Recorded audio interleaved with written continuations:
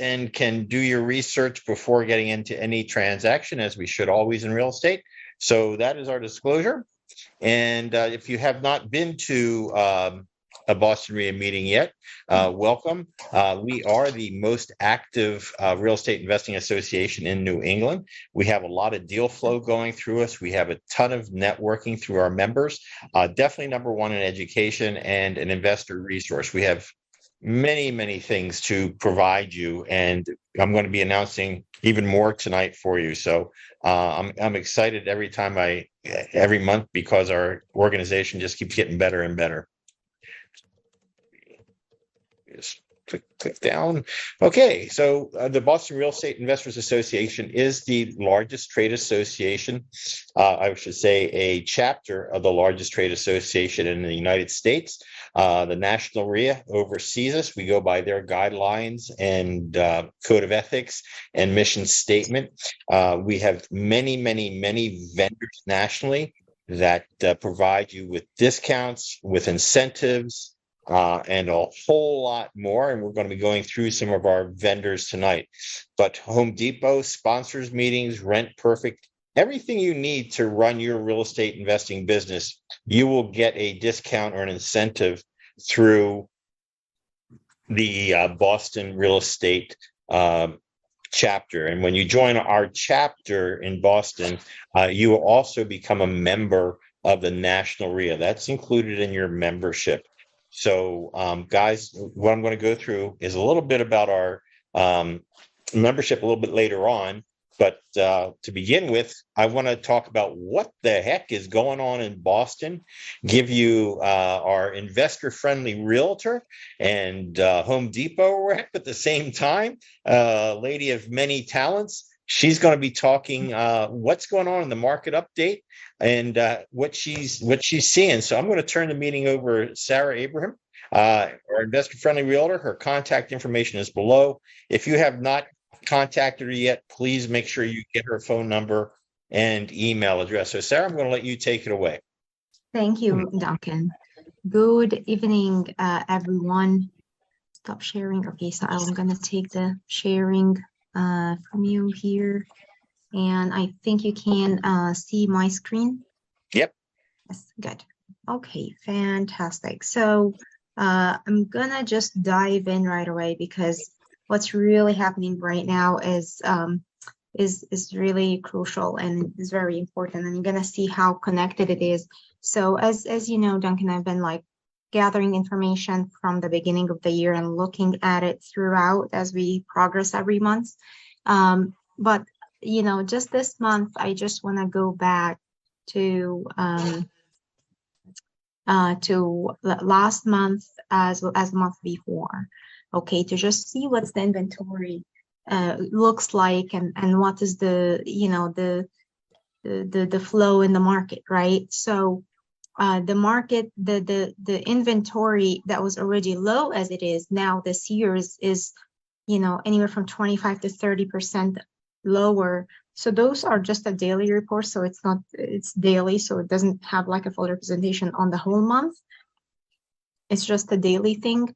But it is still giving me an idea about the interest, how it's keep climbing up, as well as the inventory, as well as, you know, the days, you know, the properties that got contingent, you know, they are a little bit lower. And then the month before, the ones that back on the market. So it's not as busy as it was. You know, if we look in May, or that's kind of like representing June. I just didn't have one ready from June 1st, I think it was. So I got the one from the day before. So it's, you know, 59 versus 40, 49, 15 back on the market versus 9. So this number keeps going down, and that's just a normal result for having low inventory, and then as a result, low movement as well. When I move to next to this month, right? So this is in August again. We're still seeing that the interest rates going up. Houses are also 23% less than the same time last year. And of course, a lot less contingent and under agreement. Back on the market is 4. so we're looking 15, 9, and then 4 keeps going down like drastically. And then the price changes as a result also went down. And then after that, I like to also do a weekly update on the interest itself. So last month, that's where we were last month. We were at 681 for the whole week as like the average. And I like to see what Sam Khater always says about the mortgage rates continue their upwards trajectory again this week, rising to the highest rate this year so far. So that's what was last month. This upward trend is being driven by resilient economy, persistent inflation, and a more hawkish tone from the Federal Reserve. What's happening this month? Guess what? Interest rates has continued to also go up. By the way, those are the FHA rate. But if I look at the conventional, you're looking at another whole 1%. So we're approaching 8% at this point. The combination of upbeat economic data and the U.S. government credit rating downgrade caused mortgage rates to rise this week. Despite higher rates and lower purchase demand, home prices have increased due to low unsold inventory. So as you can see, they are still trying to control inflation by increasing interest rates, right? But really the real problem here is inventory. And buyers, they're starting to notice that there's nothing on the market. If you're looking in a couple of towns, there's just nothing on the market. And as a result, when the right fit comes, or even something that, that they can live with for like temporary for just a few years comes along, they just come and snap it. And guess what? They overpay for it too. They like put over asking prices. So we're still seeing that despite the low inventory, but the real problem is low inventory. So I always tell my investors, like, if you have a project, I'll get it out sooner than later, because you just never know. Like it's very unpredictable time right now. And at the same time, like it is still a seller's market. If you have something that's what most people are looking for, is just going to go like that after first open house. We're still seeing that. So that's what's happening in Boston right now. So just one quick question then for me, are you seeing any price drops at all since the market? Yeah, I know there's low inventory, but are you seeing any price drops at all? So it does happen. Like we still sometimes see like overpriced property, they sit on the market and then they have to do price drop. I see that a lot, right? But it's already kind of like, when I see it, like I don't even have to dig deeper to kind of like, say, yeah, that's definitely, like I can just look at just a couple numbers. I'm like, yeah, that's definitely overpriced. I doubt this is going to go after the first open house. And it doesn't. But if not just that, but also what we're seeing is even the properties that are priced right, they are priced aggressively in order to create that bidding war, and then they get it eventually. So so people, I want to say people are moving, with a lot of caution right now. Like I see that a lot with the realtors. And the wise ones, of course, some people just do whatever. Some people just do whatever the seller wants to, because so eventually. Are you seeing for rehabbers that it's a little bit more difficult finding deals, or are they just having to add more value into a property to get the money out that they want to get from a fix and flip? So definitely finding deals is the hardest part, of course. Like that's a definite, right? But yes, like, even I'm not saying like they have to go like, luxury stuff, but at least like, if you cut corners, you're just going to get what you pay for eventually, because there is not as much, those the first time home buyers that they used to afford like 4, 5, 50, even 6-ish, those are crushed hard right now. So now you're dealing with the people that are pickier, or, so, you kind of like need to respect their taste a little bit. If you're working on something on a project, just don't cut corners. I would say don't overdo it, but I mean just do it nice. Just yeah. Okay, well, we got some good news coming at that tonight. Again, with happy to announce how we're going to find some more deals, at the same time how we're going to have money for even more money for everybody. So, for me, I only see opportunity anywhere in Boston or Massachusetts. So, thank you, Sarah, very much for that. My pleasure. And you'll hear a little bit more from Sarah again today. So we have, as not only on a national basis, our business partners, but we have local business partners. And our local business partners are very important to us. And I'm going to first talk about money, because that's usually people's major concern. Where do I get the money? Be it private money, hard money, financing, what have you. And we have a lot of different lenders who do all types of different things. So I invite you to look into our resource section and look at those vendors and see what they can offer you, and really just have a conversation with you. They know that you're from Boston RIA, so they know that you have some sincerity about you. And, you want to come up with some questions, and they can help you actually walk you through a lot of deals, double check your numbers, maybe even sponsor you into a deal. I want to announce tonight one new lender I'm very, very excited about, because they do nationwide real estate lending. And whoops, let me go to the next slide here. Where'd it go? Gosh, hold on, guys. I got to get to my right slide. And Duncan, while you're getting to your slide, just to interject with everybody who's here, please remember to utilize the chat, copy and paste that into your files. That way you can contact all of these people who are doing the same thing you're doing. So that's how you network online. Okay, so our lender tonight, that's brand new coming on board, is InstaLend. And Soheil, are you with us tonight?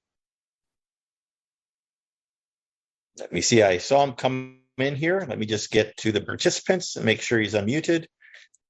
I don't think I unmuted him. I did not. I'm going to ask him to unmute now and turn on his camera.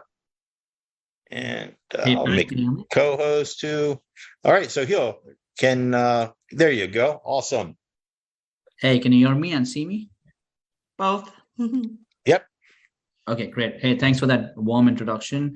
Good evening, everyone. It's a pleasure to meet you all. It's our first time around here, so looking forward to some great interactions and conversations. Just to kind of give some more color on who we are and what we do. Like Pat said, we are a private asset-based lender. We lend on non-owner occupied investment properties. Our programs are nationwide, and we typically lend for fix and flips, fix to rent, which is for up to 12 months. And we also do offer 30-year mortgages, whether it's for a buy and hold or a cash out refinance. We are a no-doc lender, so our program basically will never ask you for tax returns or pay stubs or W-2s. We are very friendly to our investors. All we need is an appraisal report. We work with local appraisers who are empaneled with us across every zip code nationwide, and we typically close in 7 to 10 days. So it's a really quick process. We issue free proof of funds or pre-approval letters should you need one to put a property under contract. We only run credit once you have a property under contract and are ready to move forward. And in terms of the programs, like I said, it's 12 months, fix and flip, anything that needs a rehab. If your exit is to hold on to it, if you're building a portfolio of passive cash flow, then we can also do the 30-year refinances. We also do offer ground up new construction. So anybody who is looking to go vertical or horizontal, definitely we have a great program. And we also do lend on commercial properties. By commercial, I mean anything which is 5+ multi-family apartments. Again, for both the short-term fix and flip, as well as the 30-year rental refinance. Last thing, which is the most important, is I know we always have a mixed bag of investors. There are seasoned investors who've done 50 odd deals, and there are investors who are looking to get started. So we do have a first-time investor program, which would be a great fit for any investors or anybody who's been on the fence but is looking to get started. So whether it's your first investment deal or it's a 50th investment deal, our program should find a good sort of leverage box for you, and the process is extremely investor friendly. Also, one more thing I'd like to touch upon is if we have any realtors, any wholesalers, we do cover your wholesale fee as part of our loan proceeds. So investors don't have to come out of pocket to cover those costs. It's basically built into the loan. And we also do have a foreign national program. So if you have investors who do not reside in the US or are in the US but not US citizens, we can definitely work with them as well. And with all of these programs, the last thing I'd like to touch upon is we also do offer portfolio loans. So if you're looking to work with more than one property, whether it's a purchase and a rehab or a cash out refi, you can bundle up more than one property into one blanket mortgage. That helps you save your closing costs and fees, and we can make that work as well. Any questions, any clarifications that I can help while I'm on the call? Happy to do so. I'm also going to drop my information in the chat real quick for everyone in case you want to reach out for any pre-approval letters, or you want to send across any deals our way for any scenarios you want terms on. And I also have my email and phone number in this information that I just shared. Awesome. So if I have a couple of questions, because you guys offer a lot to real estate investors, and you really are you've got everything for anybody in any situation, which is great. So first of all, let's talk about the proof of funds. What would that process be if somebody just wanted to get that? Do they have to be somewhere of making an offer first, or they want to, a lot of people have fear. They figure if I got a proof of funds first in my hand, I'll go out and make offers. Are you talking to somebody that is that level of new, or, what would that process be like, just getting a proof of funds? So it's pretty simple. You don't always need to have a property identified to request a proof of funds. If you want a blanket pre-approval or a proof of funds letter because you want to take it to your realtor and say, hey, listen, I'm pre-approved for $500,000. Why don't you try and find me something that fits my box? That's fine as well. All we need for you is to have a business entity, such as an LLC or a corporation, because we only lend to business entities, since these are investment loans, which are business purpose in nature. That's it. We don't run credit upfront. We don't run background. We don't need for you to put down any deposit. We don't have an application fee upfront. So the proof of funds is absolutely free, and it can be used for whether you have any specific properties you identified or you're just looking for a blanket proof of funds. So if somebody's new and they want to get into the game, they could call you and you could assist them with, they say, hey, this is the type of property I want to do, but I don't really know how to structure it to the best terms and what type of loans you offer. Is that something that you could help them with? Absolutely. We spend most time with our investors just structuring loans, because a lot of the times, given the current environment where real estate is cooling off, what we've seen is a lot of our investors who initially took loans from us last year because the strategy was to exit as a sale, but the market's cooled off. So the properties are listed. It's been a month, it's been a 2-month period, and you still can't sell the property. So we also do structure these as, hey, why don't you bring in a tenant? We'll just refinance you into a 30-year mortgage. We'll give you a 1-year prepayment penalty. Hopefully that's good enough time for you to hold on to the property, earn some cash flow, and then and sell it when the market gets back to a better shape. So we do work with our clients, and a lot of the time that we spend is helping them structure deals. It's more consultative rather than you bring me a deal and I just give you the terms. So we'll definitely work with you on all of these aspects. And then are you seeing a specific type of property more desirable than others right now that investors are going for? Or are there any type of properties your company would be staying away from? I don't, you hear about commercial. No, you can't get financing for commercial buildings right now. Yeah, so we're actually the properties we don't lend to are mobile home parks, and we don't lend to office, retail, warehouse, and hotels. Okay. Anything which is residential, which has a foundation in the ground, whether it's a single family, 2 to 4 unit, condos, PUDs, townhomes, 5+ multifamily apartments, we lend to all of these. Awesome. And what sort of money would the investor need to bring to a deal? Like in different parts of the country, we're hearing now, it used to be 20. I'm hearing you got to at least bring 30% to the deal as an investor to buy a second property. So if you're an experienced investor, if you've done 5 deals in the last 5 years, we only need 10% down, which means Wow. we will finance 90% of your purchase and we Wow. will cover 100% of your rehab.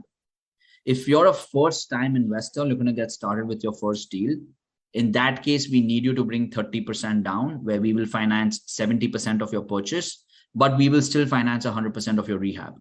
So we always cover 100% of your rehab. And then somewhere, depending on your experience threshold, if you've done 1 deal, we'll do 75% purchase. If you've done 2-3 deals, we'll do 80% purchase, for our max leverage being at 90% purchase. So Okay. That's how the program is tiered. And just to also mention, anybody who requests a pre-approval today, while we are on this call right now, we will be issuing these pre-approvals immediately. So before the call ends, hopefully you have a pre-approval with you in your inbox. Okay. So everyone on the call, please use the chat bar, put your name, email, and phone number in there. And everybody else in the chat bar, even if you're not in the wanting the pre-approval, that is your area to put in what you have, need, or want. We'll be discussing that a little bit later on. So it's up to you to copy and paste all that information that's being shared in that box. So please make use of it. All right. Thank you very much, Sohail. Glad to have you on board. And we're going to move on from there. I'm going to remove you from the spotlight, and then one more. All right, guys, if you have not signed up for our Boston REIA newsletter, please go to our website, and on the right-hand side, put your name and information there below. That gets you our newsletter once a month and any deals that come in. If you want to network in person, the first Monday of every month down at the Stellwagen Beer Company, have some brews and brew and networking. So it's a great subgroup from 6 p.m. to 8 p.m. And that is our networking person right now. We'll be opening some other ones up around the area. For right now, that is one of our subgroups. I invite you to join us. I hope everybody by now has logged into the members area. If you're a member, you log into the area, you can post your properties for sale or for rent to every single member of the Boston REIA. They will get a notification of that property, and it goes in front of anybody who's a member of Boston REIA. So if you're looking to get exposure to lots of people, please log into the members area, go to property listings, and add your deal. The other thing we have, I announced it last month, is the HomeWorth E national real estate data portal. So if you're looking for housing market at a glance, for trends, for prices, for people, what have you, you can see what's going on using this data portal. In the past, it used to be a minimum of $35 a month to use. It's now included with your membership. So another tool for you to use, to utilize, to buy property, just not in Massachusetts, but other states as well. The whole U.S. is open to you to use, and that is in our membership area. Next month, I've been just teasing people about this, is our new REIA partnership and member benefit with Life and Air. And Life and Air, we're going to start adding in not only business success, but personal success, online mentoring. We're taking a life first approach to your real estate investing business to make sure you have a crystal clear vision of where you want to go, how to set up your real estate business and your life to match what your goals are. So next month we'll be talking about Life and Air and all the cool tools you'll get from them. So make sure you're at next week's meeting. So we want to help you make money. That's what we're all about in the real estate investing field. And that's all, thing you got to do is become a member of the Boston RIA. So, if you have meetings in person, you get free entrance to the subgroups, you get we didn't even go through Home Depot yet. I'll let, Sarah talk about that shortly. We have exclusive member benefits. We have discounted workshops. We have things just for you. And, the other thing is the tax write-off. But you got to learn that this is a team sport. You have to be a player, and, we're here for you. So we're asking you to join us tonight. And one of the big reasons is our Home Depot benefits. If you are rehabbing or you're just buying for your own account, going to remodel your house, it makes sense just to join, just to get customized pricing and cash back from Home Depot. So Sarah, you ready to take it away again? Yes, I am. So I'm gonna stop sharing your screen and Right, I'll stop my share. Yep, there you go. all right, thank you. All right, I think you can see my screen now. Yes. I can see it, Sarah. Mhm. Okay, good. All right. Hello again. I just have still this slide. So I am an investor friendly realtor licensed in Mass and New Hampshire. I can help you with residential or commercial. Just like Sohan said, anything that is 5 units or higher, that's considered commercial. But let's dig in to Home Depot. It's a fantastic rewards program. So this is a rewards program, right? So think of it like, CVS or Stop and Shop. So how it works is that you give them your number, your email, and then you sign up with them. The more you buy stuff, the more discounts and rebates and stuff you get. Home Depot is no different. They just have their own system, but it's same idea basically. And eventually, if you were to go to Home Depot, Pro Extra, and you can sign up with them, then you will get some discounts. But if you are a member of Boston RIA, basically Duncan and Kelly, they negotiated as certain deals for us, for our members. So this way you get to get more from just being a member in the Boston RIA. And that's what we're discussing tonight. So our members, they get 2% rebate by annually on all purchases. It was just with a minimum spend of $5,000 per minimum. So they have a fixed rebate periods. They start from January 1st until June 30th, and then July 1st until December 31st. So last month was just the beginning of the second period. So let's say if you join today, you still have to spend the $5,000 to qualify for the 2% rebate. And how it works with rebates, you get a Home Depot gift card mailed out to you within 60 days, or a check if it's $1,000 or more. So just make sure that your mailing address is up to date with Home Depot, so this way you wouldn't miss your rebates. Also, our members, they start at the gold tier. So Home Depot, they have tiers like 3, I think, or 4 tiers.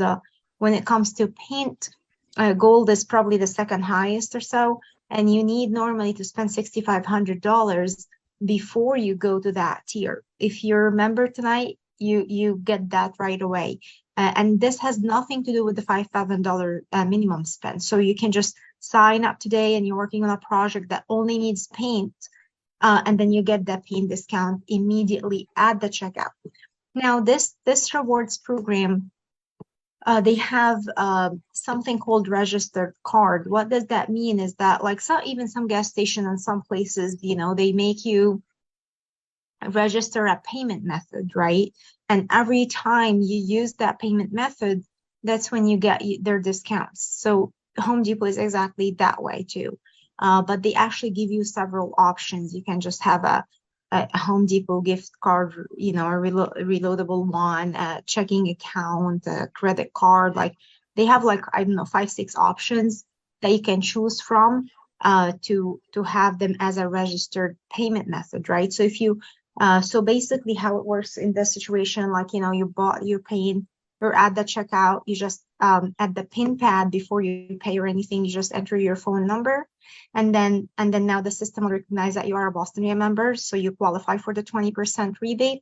Swipe your card, your registered card, and then you get that additional 2% at the end of the 6 months rebate. So you get the 20% at the checkout, and then the 2% at the end of the 6 months. Once you pay with a registered card, now you can track your purchases for up to 24 months.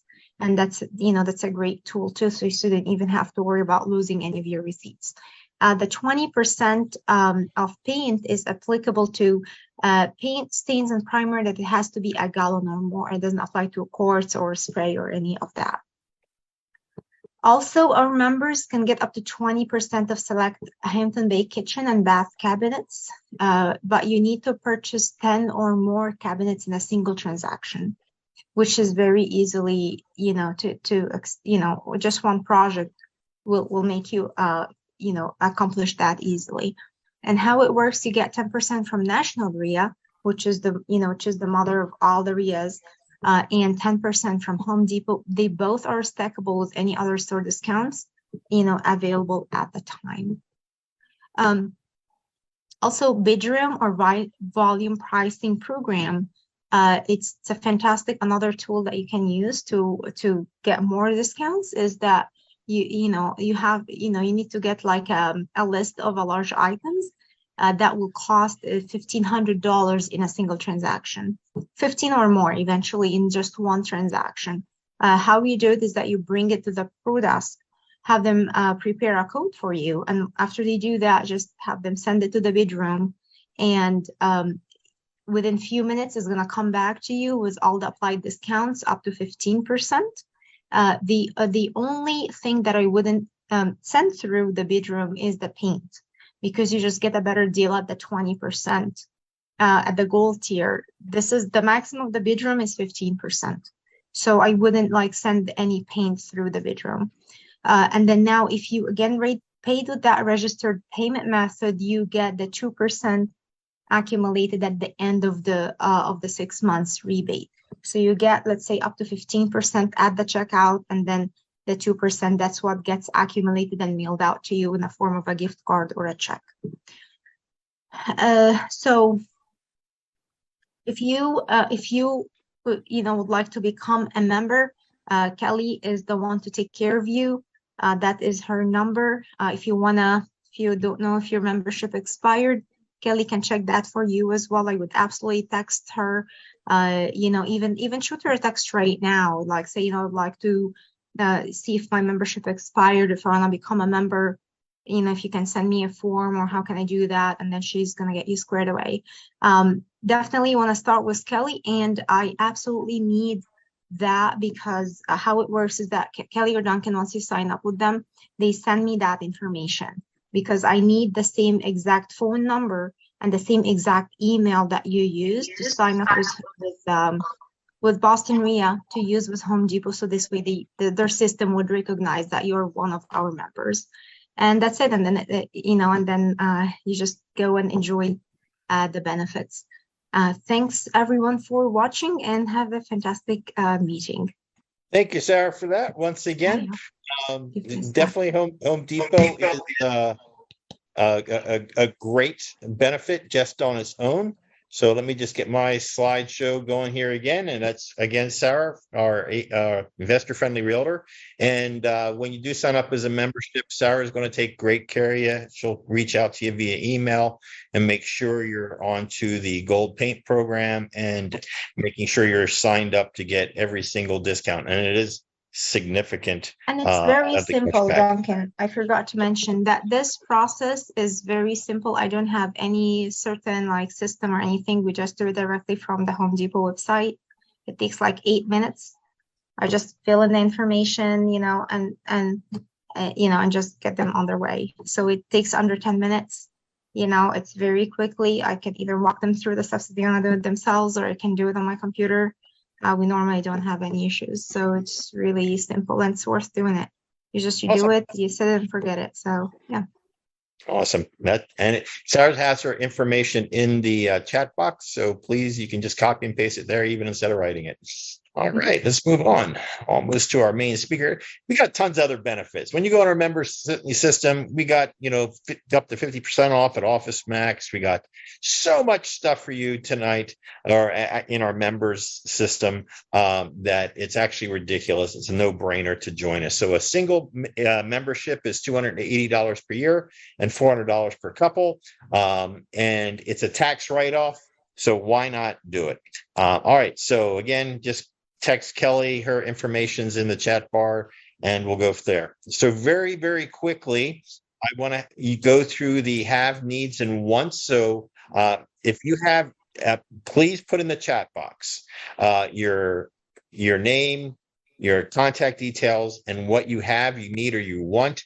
I'm going to allow people to unmute themselves, and we're just going to take 30 seconds so you can tell who you are, what you have, what you want, and then we're going to get to our main meeting. So either put up your hand, turn on your camera with your audio so we can hear what you have, neither one. Yeah, don't be shy. Don't be shy. All right. Everybody's shy. No, come on, people. This is your opportunity to let everybody else know what you need. What you have, neither one. Don't be shy. Yep. All right. We'll put it in the chat box before we end the meeting tonight. Like I said, then you copy and paste everything from top to bottom in that chat box. That's your networking area. So if you're looking for a deal, you have a deal, whatever, you offer, pet services for, getting pee out of carpets, put that in there. So, all right. So let's move on to our next section here, the main event. And I got to figure out how to move all this screen off here. Give me a second. All right. Whoop, got to go back. Give me a second.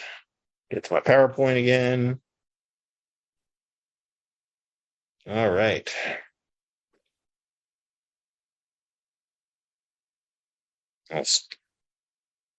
I have a very sensitive mouse tonight. It's taking me all over the world. Screen share, PowerPoint. All right, here we go. So our main event tonight is from another national Real Estate Investors Association preferred vendor, REI Pro, and they're going to talk about mastering lease options. And I got to tell you, I'm really excited about this talk because lease options are very near and dear to me, because that's actually how I started in my real estate business. A lot of people always start in wholesaling, which is great, but it's a one-time make money thing. And sometimes the deals are a little bit harder to come across, wholesale deals, but there's just so many lease options out there. So once I fully understood the concept of this, my first month I did 1, my second month I did 2, then it was 3 to 5. So by the end of my first year doing lease options, I had 60 houses under control. 60 houses my very first year of doing lease options. My family wanted to know what I was doing, so my cousin said, "Can I do this?" And then she went out and did the exact same thing. Actually, she beat me, but I'm not going to. I guess I'm not going to tell her that, but she actually got 70 her first year. And lease options are a way to become really financially free. And just buying the right properties. I bought a couple duds that I didn't make as much as I wanted to, but when you have the correct data and you're buying these correctly, they're going to give you 3 paydays. So I'm very excited about tonight. So 2 of the guys in the industry who have the software to make this an incredibly easy process is Bo Manry and Chris Goff, the founders of REI Pro software. So I'm going to say, that's all I'm going to say, introduce these guys, and you can have questions and answers at the end. So guys, are you with me right now? I am. I'm here. Awesome. Awesome, awesome. Well, like I said, I'm really excited about lease options. It's one of my most favorite tactics, and I don't think enough real estate investors knew them, but it just makes sense. So, That's the again, beauty of them. Yeah. yeah, it just makes sense. And they're so damn easy, you know. So that I guess you'll go over a few states where they're a little bit more difficult, but there's ways around it. You know, but we'll go from there, guys. I'll turn it over to you. All right. Well, let me Stop my share. stop your screen there. Let me throw Yep. up the PowerPoint here. Good. Awesome. Let me get it out of the way there. Well, anyways, hey, Duncan and the Boston area, thank you so much for having Bo and I. We really appreciate being here. And I can tell you, it's one of my favorite subjects to talk about. You know, this is, you have to be diverse in this business. You can't be that one shoe fits all approach. You know, I started wholesaling and then got into lease options and then got into seller financing. And, you know, I always say you got to be able to go to a seller, let them tell you their situation, and you have a solution for it instead of just saying, hey, I'm going to, you know, pay a cash offer. Well, why not control property? Why not work with properties that are in good condition, nicer areas? And that's really what I love about lease options is that control piece. And Duncan, you said it, it's like, it's one of the only strategies outside of seller financing that you have multiple profit centers on every single property. And we're going to cover all that tonight, but we're going to do it a little bit different tonight. So it's going to be our pleasure to not just, you know, it's always talking about theory of what something is. You could go to Google and get the theory, but here's the thing. We're going to teach you how to execute it. To me, that's what holds everybody back in this business. They want to be in real estate, but they don't know how to execute the business. And so anyways, thanks for having us. We will get going here. Just a little bit about us. For those that do not know us, my name is Chris Goff, and I was actually born in Connecticut. My whole family is from the Northeast. And the one thing that I bring down now that I live in the South is that I'm just very forward. I just tell it the way that it is. And, you know, everybody calls me a Yankee for doing it, but hey, that's just the way we do it up north. So, but I grew up and my dream job was to work on airplanes. So went to school, got my degree, got my license to work on airplanes, and the airline industry was down. So I couldn't even get a job for something I was just so passionate about doing. So I decided to go into the Air Force and worked on a fighter bomber plane in the Air Force. And when I got out of the Air Force, I finally landed my dream job at Dulles Airport in Northern Virginia, working on airplanes.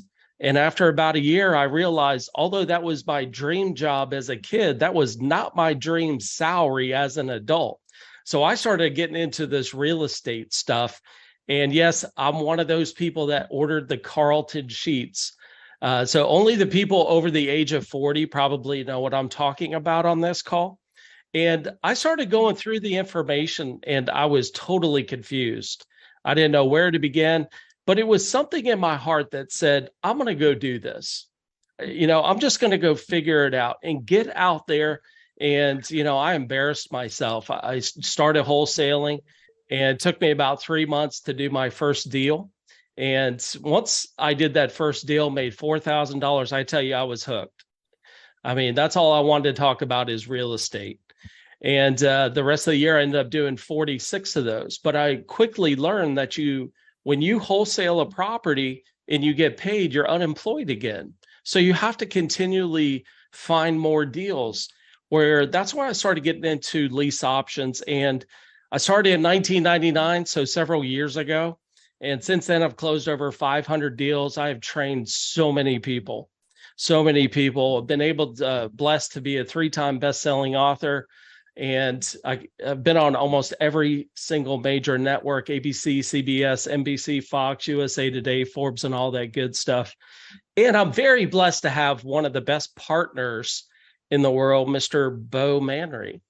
Oh, well, thank you, Chris. A little bit about me. I've been a business entrepreneur my entire life. as far as my adult career after college. And I've started numerous companies, all related to software, whether it's e-commerce or medical field software. And really the last 9 years, Chris and I have worked on REI Pro, trying to bring the tools for real estate investors. You know, I got into real estate in 2007, really started cranking it up in 2008. And like you, Duncan, a lease option was my first deal. It wasn't a wholesale deal, but I have gone and grown and did every type of strategy there is in real estate. But I actually love lease options. And I don't know if it's just because it was my first one that I ever did, but it just seemed like it clicked and it was easy for me. So tonight's going to be really powerful training. And for the people who get it, you know, it's one of those tools you need to have in your toolbox. So we're glad to come on here and share this with you tonight. Awesome. That's just a little bit about us. So here's what I always tell people. This is the very first thing that you need to do, and that's just take action. You see so many people, they sit on the sidelines. You have to be able to take action and execute what you're learning. And that's really what we're going to talk about tonight. I'm going to give you a little bit of PowerPoint presentation. Then we're going to jump into our software and walk you through the entire process of how you would execute this business, from finding the deal, running comps, making offers, putting it under contract, and how do we actually close the deal. So we're going to walk through all of those pieces, but I want to give you guys a test. 4 frogs sitting on a log decided to jump. How many are left? 4. See, deciding to do something is nothing. Doing something is something. So take the information tonight, be a part of, you know, the RIA, because, you know, when I got started, it's funny, Duncan mentioned that this is a team thing. And when I got started, I was like, I'm not telling anybody what I'm doing. Like, I don't want anybody to know. And I quickly learned that it does take a team of people. And, you know, just to be able to have the relationships that you could build at the RIA is just going to be phenomenal. It's a big reason why we wanted to be a part of the National RIA as well, because it's about connecting people. And that's ultimately what's going to make money. So, all right, so let's get right into it. Just a very simple definition. This is how I define it. If I mention lease option, rent to own, or lease purchase, to me, they're all the same. Okay, so simply defined, a lease option is a lease agreement combined with a purchase agreement. And through the lease option agreement, a buyer leases a property, usually 1 to 3 years, then has the right or option to purchase the property on or before the end of the agreement. And I want you to simply look at it just as 2 pieces of paper. I have a lease agreement, and then I have an option to buy agreement. And that's really what it comes down to. But I'm going to teach you how to connect the dots now. But if you're still confused, I want you to look at this business as if you leased a vehicle. So you make a down payment, you make monthly payments for the term of the lease, and then you have a decision. Do I buy the car, get financing, buy the car, or do I turn it in? That is almost what a lease option is with a house, right? I think that was the one strategy people missed out years ago. It's like, you know, 75% of airplane sales are done by lease to own program. You hear about, you know, you can rent furniture. There's all kinds of things that you can do rent to own, but what about real estate? And this applies, I don't care if it's single family house, a condo, townhouse, commercial buildings, apartment complexes. It's irrelevant of the type of real estate that we're talking about, because it's for everything. The first question people always ask me is, why would somebody lease their house with the option to buy? You know, we say that about almost any strategy in real estate. Like, why would somebody sell it, you know, at that price? Or why would they take terms over here? Because I always look at lease options, to me, is what we call terms strategy. It's how much down, how much a month, and how long can I do it for? And really, that is the American way. So let's look at just some of the reasons. You think about anybody renting their home. Now, if you're just renting to college students and that's all you do, that's one thing. That's not the seller or the owner that I'm talking about. Some people, they can't sell. Maybe they have little equity and they can't sell, so they decide to rent their house out. I always said, if somebody is willing to accept a monthly payment, now it's just a matter of deciding, would they eventually sell it, right? So in time. So anyone renting their house, this one is huge for people that have very little equity. I mean, you think about how many investors go after properties that have no equity, like zero. This strategy here, you can just about pay full price and still make money because we have multiple profit centers, which I'm going to share with you. Maybe they just don't need the cash right now. And I know that may sound funny, but I can tell you, I've spoken to a lot of sellers. There are sellers out there that can't afford to pay the capital gains this year, but maybe next year, maybe they got a job transfer. I'm not even talking about somebody that lost their job. What about somebody that got a job promotion and they need to move out of state? You know, the first thing that I think a normal person would think of is, let's sell the house. And if we can't sell the house, we'll just rent it. To me, that's where we can approach that seller with another alternative strategy, and that's going to be a lease option. Trying to buy another home, they can't sell their home, don't want to pay capital gains tax, like I said. Let me just share with you some of the benefits from the seller, and then I'll go through buyer and investor. Like I said, we could pay full price, and I'm going to show you how we structure the deals, how we could do that.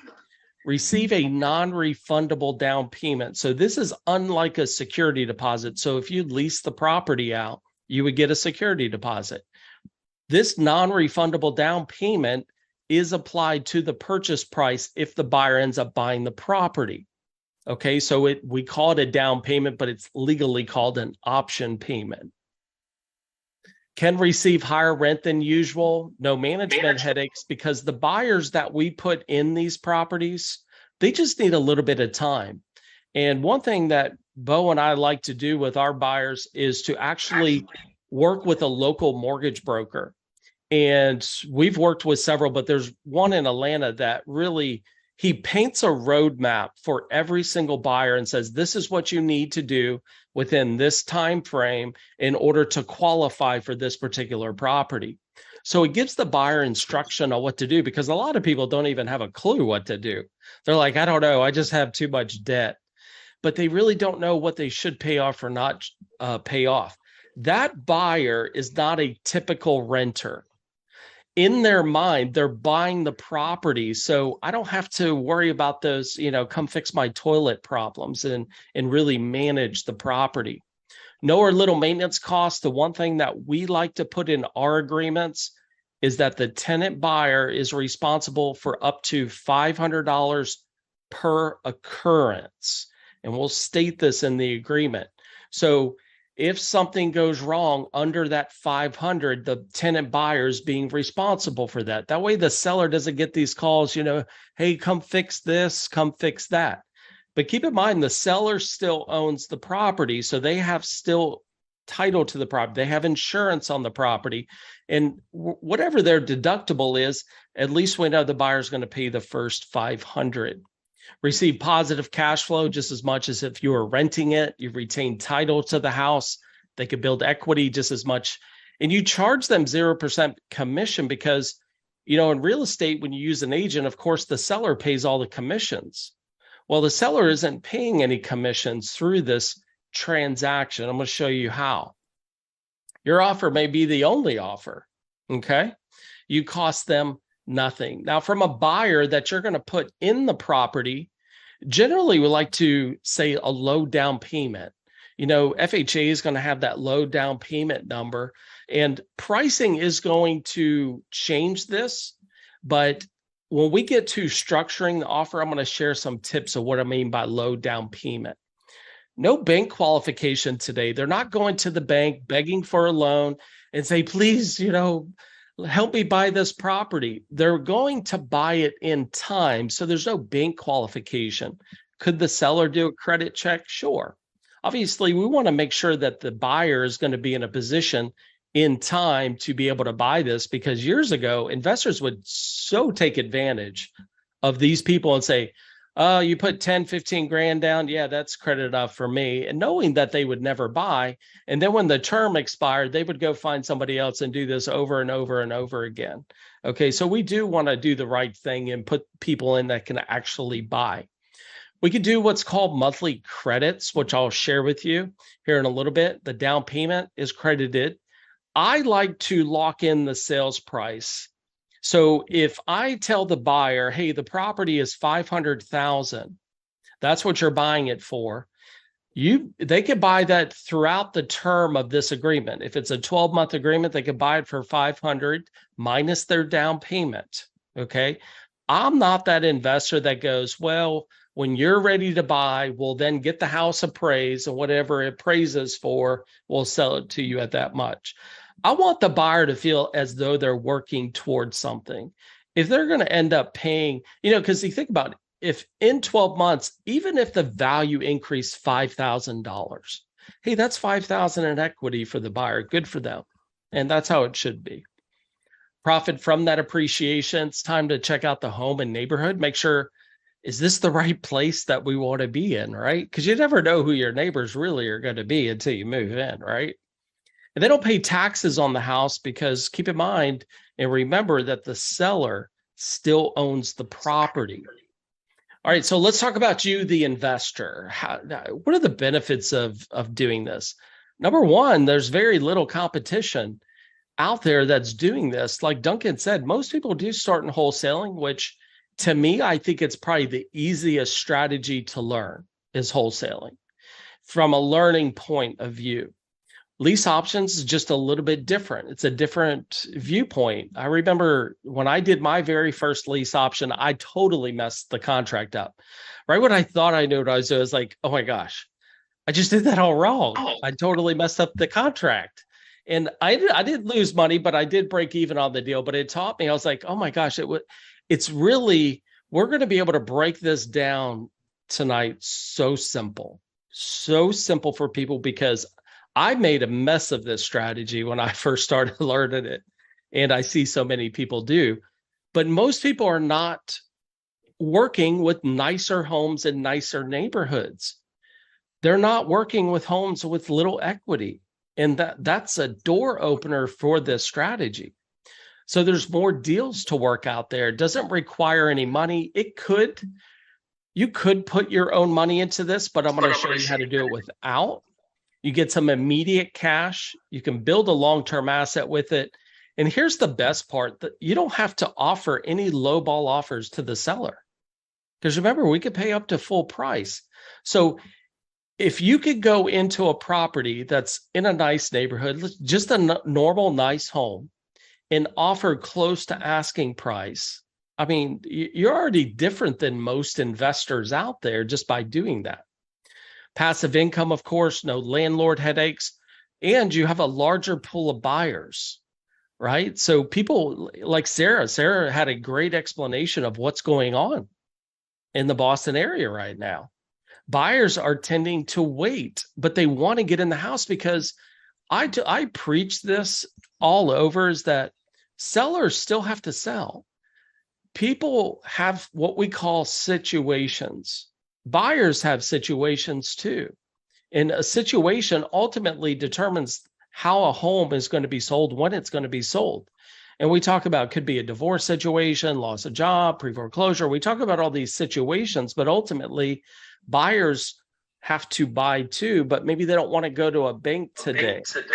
So this will be a very good strategy for them. Now, for an investor, we're controlling property because we're not getting the deed to the property. So by controlling property, you can make money on properties that you don't own, you don't live in, and I'm going to show you how to do it with no money.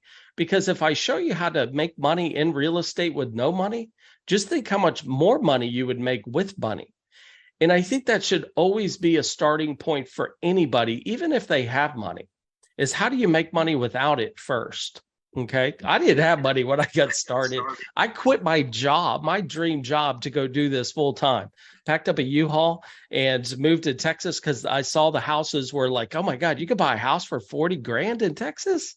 Where I grew up, it's like $500,000, $800,000 homes. All right, so I want you to think about there's two ways to do a lease option.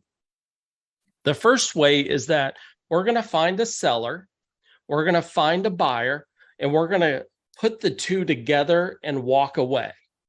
Okay, I want you to look at it from that point of view. The second type of lease option, which people use the term sandwich lease options because we're going to stay in the middle. So I'm going to find a seller, I'm going to find a buyer, the buyer's going to pay me, I'm going to pay the seller. We're going to keep doing this until the buyer actually buys. When they buy, they ultimately cash us all out. Okay. There's always upsides, downsides with these. And the best upside is that there are 3 profit centers. I can't even think of a downside. And we're going to even go over what if this happens, because everybody always asks what ifs. So just kind of look at it. We're going to find a deal. We're going to put it under a lease option agreement. Okay.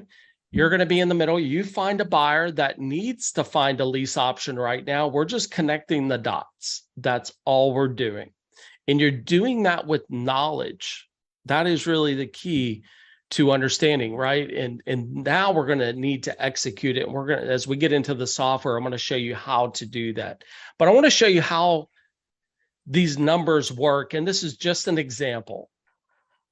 So the very first profit center, if we go to the seller and we offer them $500,000, $10,000 down payment, $3,700 a month, with a $500 monthly credit, we don't even have to go that high, a term of 3 years. When I do a seller with, or do a deal with a seller, I want to go as long as possible, as long as the seller is open to it. Some sellers won't go 3 years. Maybe they only go a year. Maybe they only go 24 months, whatever that time frame is. This is what I'm going to do with the seller. And then repairs, maintenance costs for repairs, I'm going to take care of $500 per occurrence.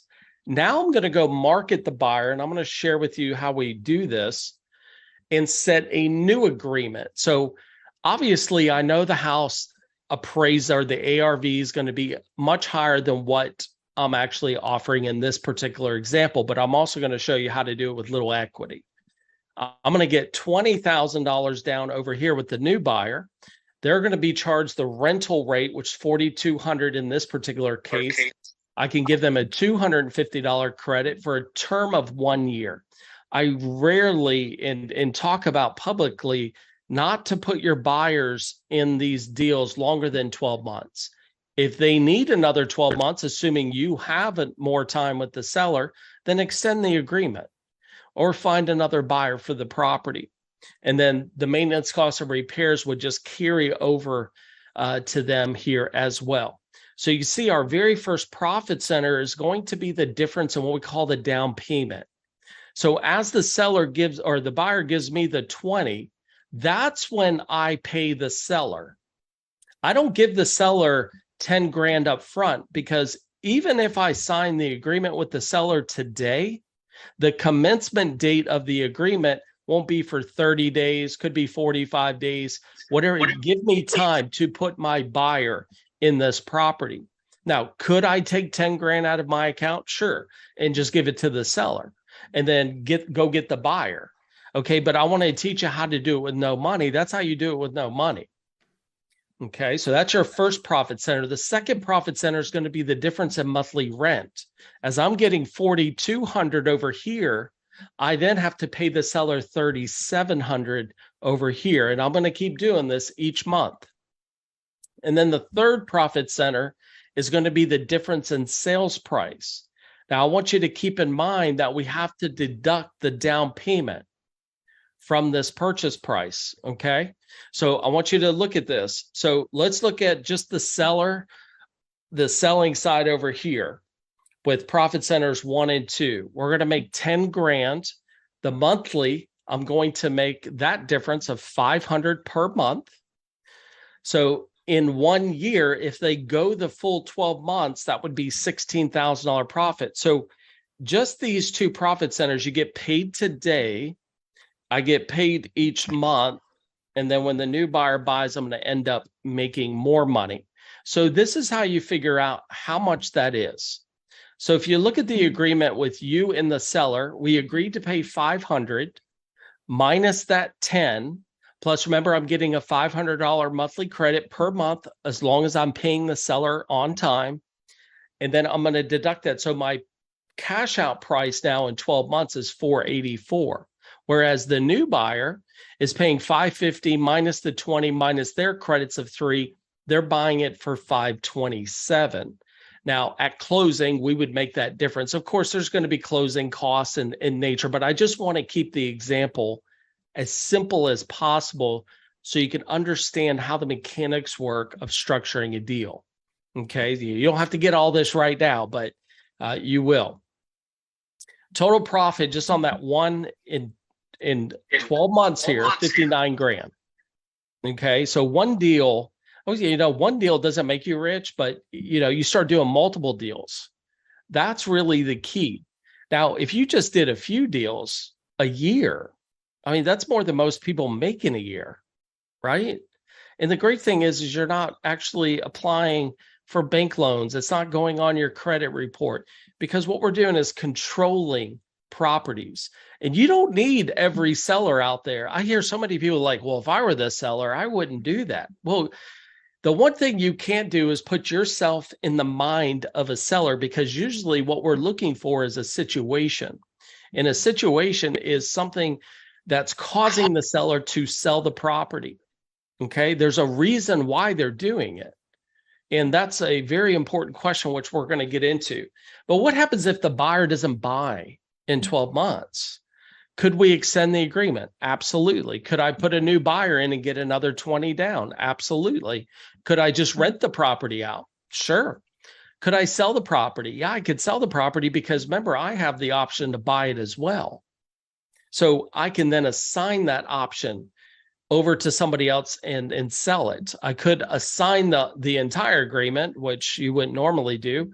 Or maybe you just move into the property. You just like, hey, this is a great deal for me and my family to move into. And you could technically walk away, but why would you ever do that? You're making money on the property. And that's why we say, don't go, you get 10 grand up front on day one. Don't go, put it down on a Ferrari or something. We need to do more deals here and start building that income. So just some tips before we get into the software. Obviously, you want to verify that there's good title on the house, right? You can always do a basic title search on the property. The contract we talk about when we sign with the seller, we want that commencement date to be pushed out. Now, when you're in the business all the time, you constantly have buyers coming in from over here from your marketing efforts. Over here, you're marketing for sellers, and a lot of times you're going to have more buyers. And people don't see the buyers. That's the thing. People are like, where do the buyers come from, Chris? I think people in general, they could see a house for sale. They could go online. They could see properties on the market, but they never see the buyer. It doesn't mean that they're not out there. You just have to go and market for those. Use the buyer's down payment to pay the seller. That's how you're going to get in with zero down. Again, closing costs negotiated up front with the seller that would carry over to the new buyer. You might have to do a double close on this. In most cases, you will. You can ask me questions about that. Like to work with a mortgage broker as well. In general, I'd like to work with nice homes in nice areas. I just want you to look at lease options and say it has to be livable. So everything has to be in working order to where somebody could move in tomorrow. That is what I want you to look at. It doesn't have to be in a great area, okay? But generally they are. So just look at it as from a livable point of view. We don't want to go to a war zone and say, okay, yeah, let's do a lease option on this, because generally people don't qualify for bank loans there and the houses are just not livable. So we really want to focus in on those particular, obviously check state laws, because as Duncan said, there are a few. I tell you, Texas has been around their state law on this, but there's always workarounds. And I tell you, Maryland is just strange.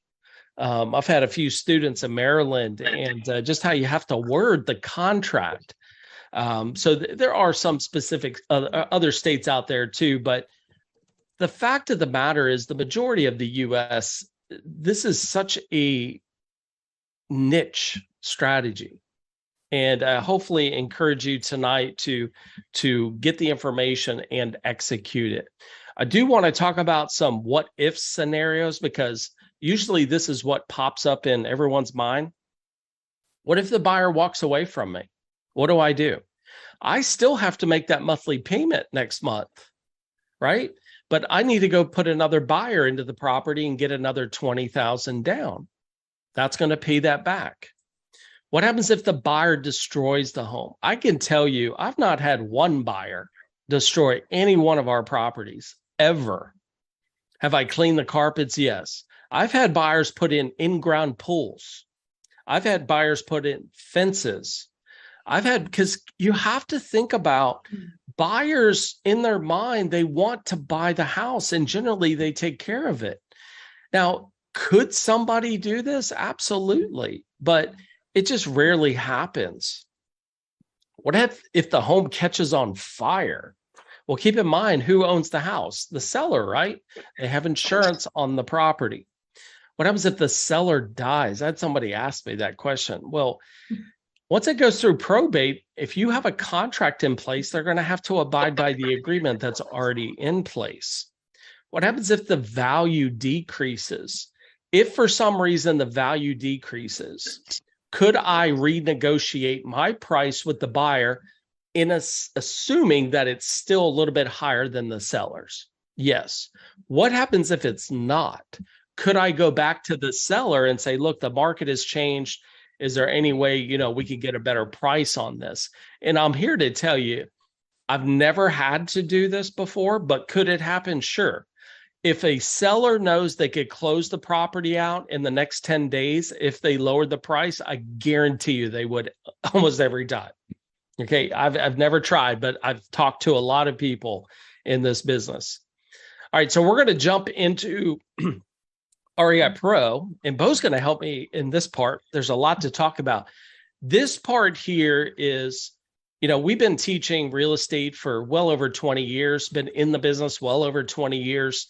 And when I got with Bo to build this, my first idea is we have to teach people what to do. This isn't a place where it's not just about the data.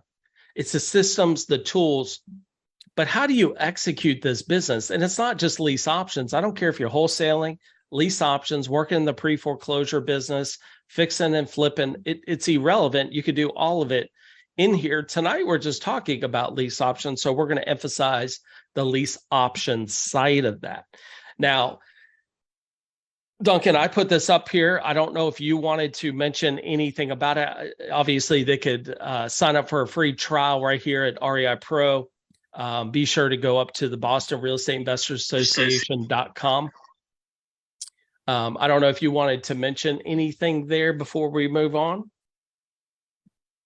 I don't know if you wanted to mention anything about it. Obviously, they could sign up for a free trial right here at REI Pro. Be sure to go up to the Boston Real Estate Investors Association.com. I don't know if you wanted to mention anything there before we move on. Uh-oh. No, I'm good. Thank you. You wanted to mention anything about it? Obviously, they could. Yeah, that's pretty cool. I get to hear myself twice. Right. Now what's going on?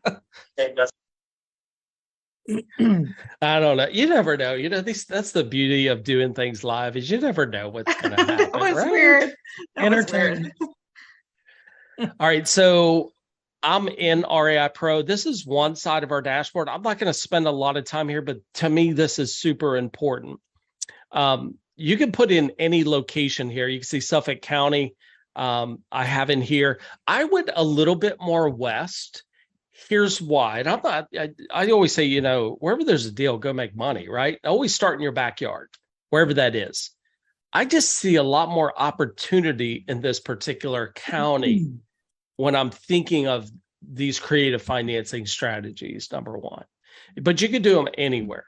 But what I love about it is it helps me understand kind of where that medium home price is. Now, that's a large area, the county, right? That's one of the biggest counties there. But you can pinpoint this from a zip code. You can pinpoint it from a small town. I just picked the county as an example here. You know, and See- Chris, while you're on this screen here, Yeah. I've been, while you were talking, I've been, answering some questions in the chat, but one I haven't gotten to yet. Justin, what price range is working best for you currently with this type of strategy? And I know we use a lot of this median home price. And these are, these properties are going to be nicer properties. These are not in your war zone type things. So I didn't know if you wanted to mention how you can say in an area, Yeah. here's where you get your median home price quickly, and we kind of stay with that and above.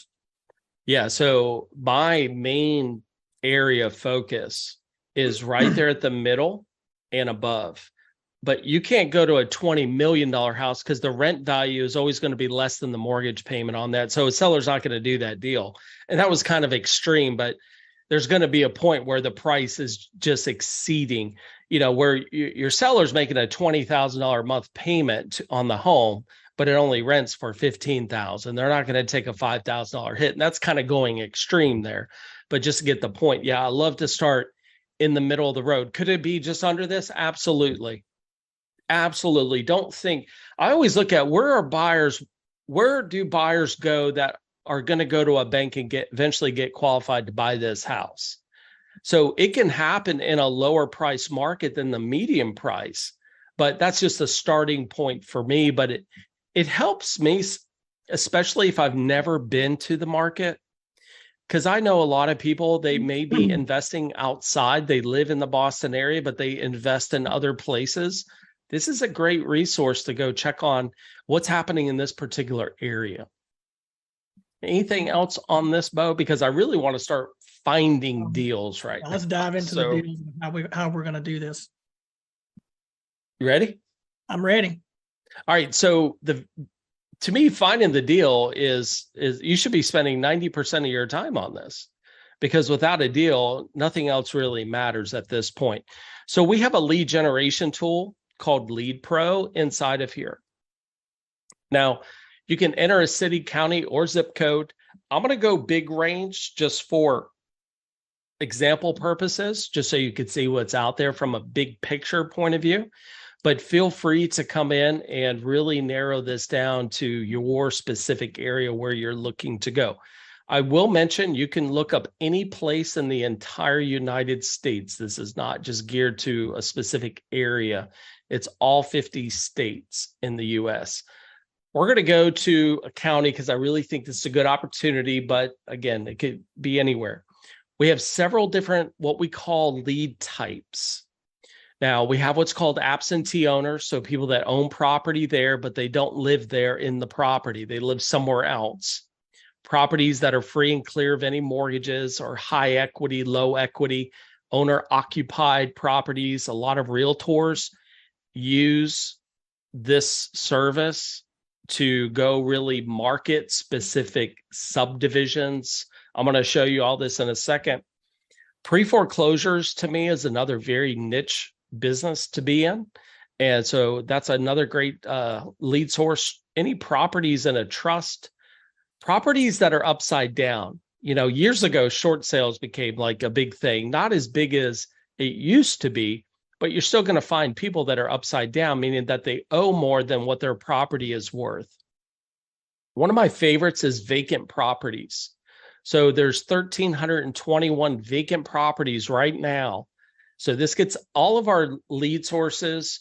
We update the system Monday through Friday, Bo, you would know that because you're the techie on this, but every day, Monday through Friday. So we're going to get the most accurate, but the vacant properties is coming directly from the post office. So the post office says that if somebody does not pick up their mail within about a 90-day time frame, they deem the property vacant. Okay, and then we get that list. Now, why would that be important? I want you to think about, why would somebody have a vacant property? They're paying taxes on it. They're paying insurance on it, hopefully, right? Yeah. Somebody could get hurt on the property. Somebody could vandalize the property. You'll have people move into your property, right? They're going to make it their own home by the time you figure out what's going on. So vacant properties is a good one. Bank-owned properties, investor potential buyers is what we call it. I hate just limiting I think the term cash buyers is a little bit overplayed because you're going to find most investors usually get financing. They just don't pay cash for properties. And then we have vacant land. This will include lots as well. So anybody interested in there. You can pick one or multiple of these, is what we call list stacking. Okay. But if you're just getting started, you have no idea what to search for, what lead type is best. You can click this button here that says search by strategy. We've already filtered. We have a certain filter criteria for a lot of these strategies. And I can go to lease options and then click search. So it's searching the database. I want you to just keep in mind, we're just taking the county at this particular time frame. Okay. I'm going to work on the map stuff here in just a minute, but you could filter this list down even more. So when I click the filters button, I can come in and I can actually technically say, also show me the ones that are vacant. So I can take, they have to be an absentee owner, and at the same time, they have to be vacant, deemed vacant. So I can pull both of those if I choose to do that. So I like absentee owners. Generally absentee owners, they don't, they usually rent the property out. So if they're used to renting it out, I can tell you there's a lot of tired landlords out there. Okay. And marketing is just consistently getting the marketing pieces to them because it's just a matter of time. I'm going to target just single family houses. You could target townhouses, condos, mobile, multifamily, commercial.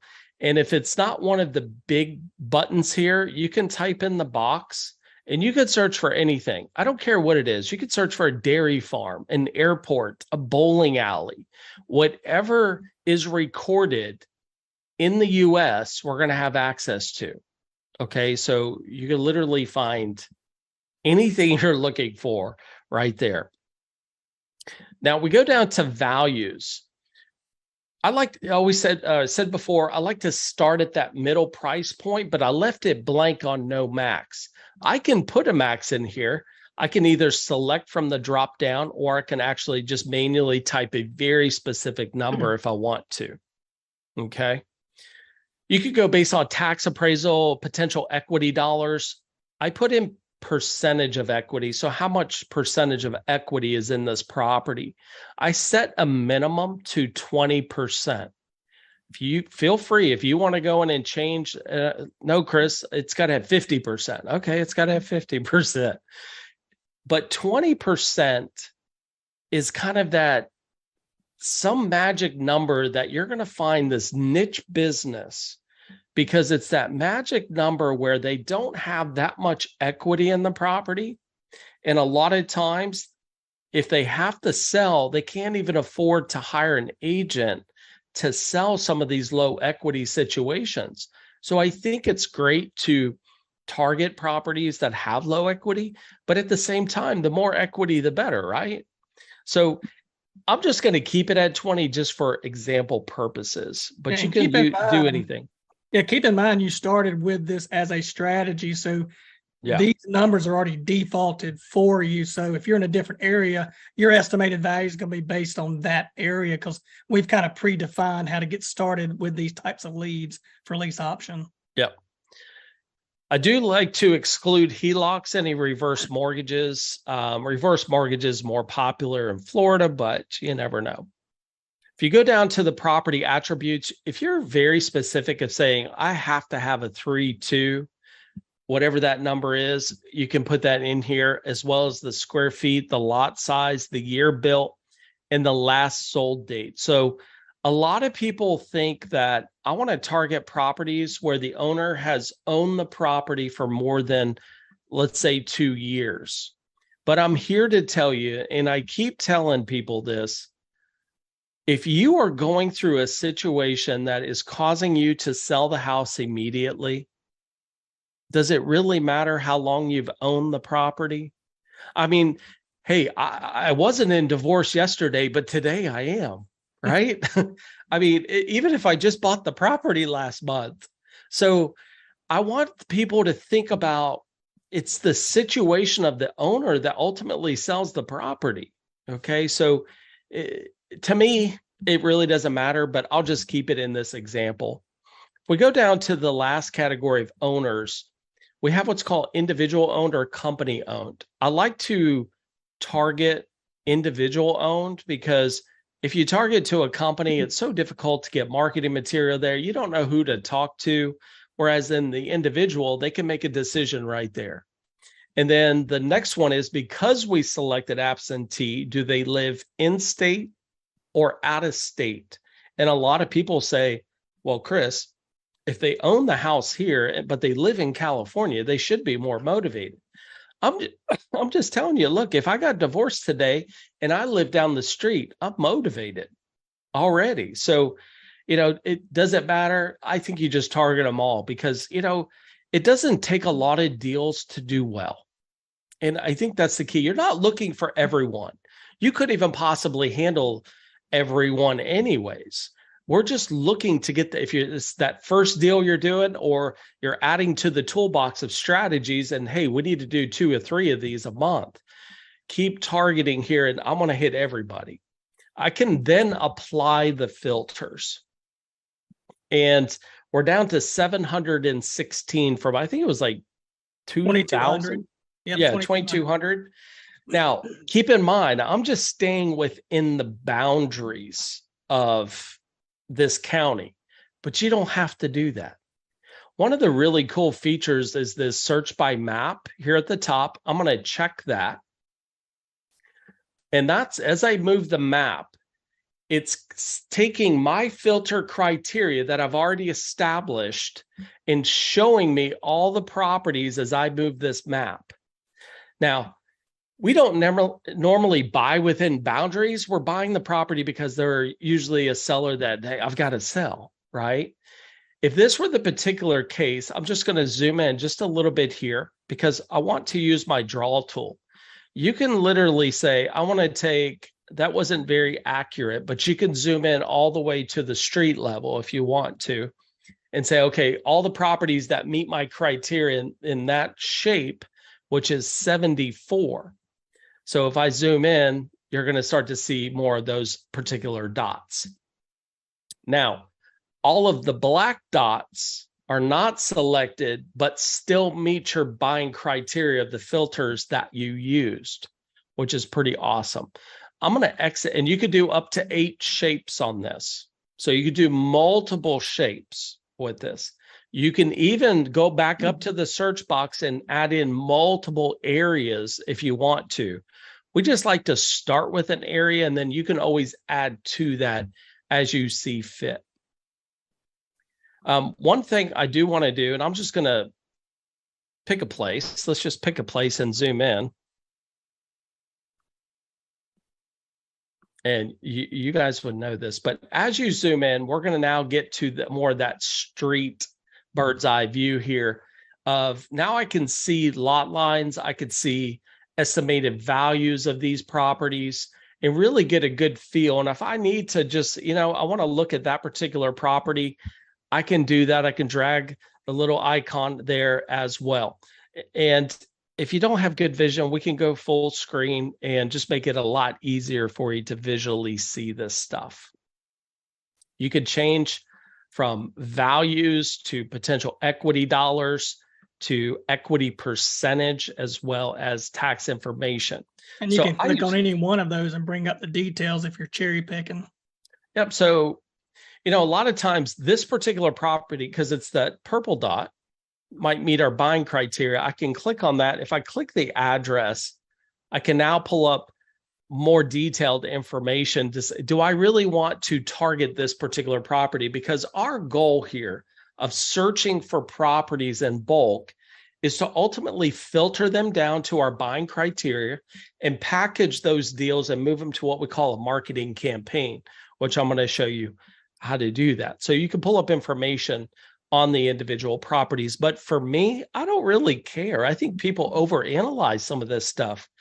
If I use my filters correctly, all of the properties fall within my buying criteria. I don't have to specifically, pull up each property here and go through, I don't know, does this one look good?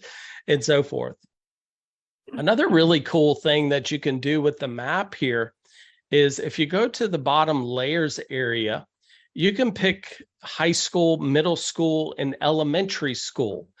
And I'm just going to zoom out a little bit here so you can really get a better picture here. Why do we do this? Well, you think about a rehabber, when they rehab a house that they need to sell, it's usually to a family. And what does a family do? The very first thing they do, especially if they have kids, is house the school system, right? So we have a lot of rehabbers that they go into very specific school zones, and you have the ability to target these particular school zones right here. One other really cool thing here that I want to share with you is, I got to zoom in just a little bit here, is neighborhoods. So any neighborhoods that we have loaded in here, which are a lot, by the way, you can really start understanding where these properties are from a neighborhood point of view. And we have a lot of people that, there are specific neighborhoods that is upcoming, is pricey, which ones to stay away from. And you'll be able to see the different types of neighborhoods here. And then you can use that draw tool to draw the boundary around that neighborhood. Yep. So anything else on the map here, Bo, that we would like to? Yeah, I think you covered the map pretty good. A lot of tools there for you to really drill in to filter this list down. Yeah, and I'm going to uncheck search by map because we're just going to stay put here. Although there's 700 some properties here. The first thing we need to do, we only show 250 dots on the map at a time. The first thing we want to do is, now that we filtered our list, okay, and this is a pretty broad list, you can fine tune this. I'm going to go to my actions and I'm going to select all 716 of these leads. Now, if you didn't want to select all 716, you could select a certain number of leads. And we do have an internal postcard ordering process for marketing. If you do use our postcard service through the software, you could say, hey, Chris, my budget is this, and we'll tell you how many postcards you can actually send out. I'm just going to take the whole list, and then I can either add this to a marketing campaign, which we're going to do. I can add it to our saved properties, which I don't encourage you to do because it just clutters up. Our goal is to market these properties to find out which owners are, hey, they're open to selling their property, number one. Not all of these owners are going to say yes, right? You can export this particular list as well. So right now, we're just going to go, and I'm just going to call them lease options. You call them what? That did not come out right, did it? You call the campaign whatever you want to call this, okay? If you do order postcards through us, you can go in and select lease options. When you do order the postcards, we have over 90 templates already pre-built into the system for you. You don't have to figure out what needs to be said on your marketing material. We already have that. I'm going to click Add Selected Leads. Now what I want to do is go back over to my main menu and click Marketing. You're going to see this campaign here. I've got a couple of options here. I can order postcards. We also have letters that you can print off at home. We have a list cleaning service that runs through the national change of address, all that good stuff. You can clean the list here, or you could do what we call bulk skip trace and get all their contact information. So there's a few different ways. At the end of the day, we just have to market people, right? And I always say when you're marketing a big list, I like direct mail, specifically like postcards, to the fact that, a lot of mail, what do people do? They sort it, over their trash can, or at least a postcard hits them right at the mailbox. Even if it's for a couple seconds, that's all you need to figure out, oh, what is this? And I can tell you a lot of people that we're marketing don't have for sale signs, right? Yep. And people don't even, there are so many people out there that they don't have a for sale sign. They weren't even thinking about selling until you brought it up that you were interested in buying. It's like, maybe we need to do something with that property. So if you do order postcards from us, you can do what's called a single mailer, 2 mailers, 3 mailers. If you order I think it's over 1,000, Bo. You could do what's called a drip campaign. So you could take a very large amount and kind of drip that over until they're all mailed out. We're just going to stick with a single mailer because I want to show you some of the postcard templates. I can tell you this no lowball offers one has gotten a lot of attention. Isn't that the goal with marketing, though? You have to grab someone's attention.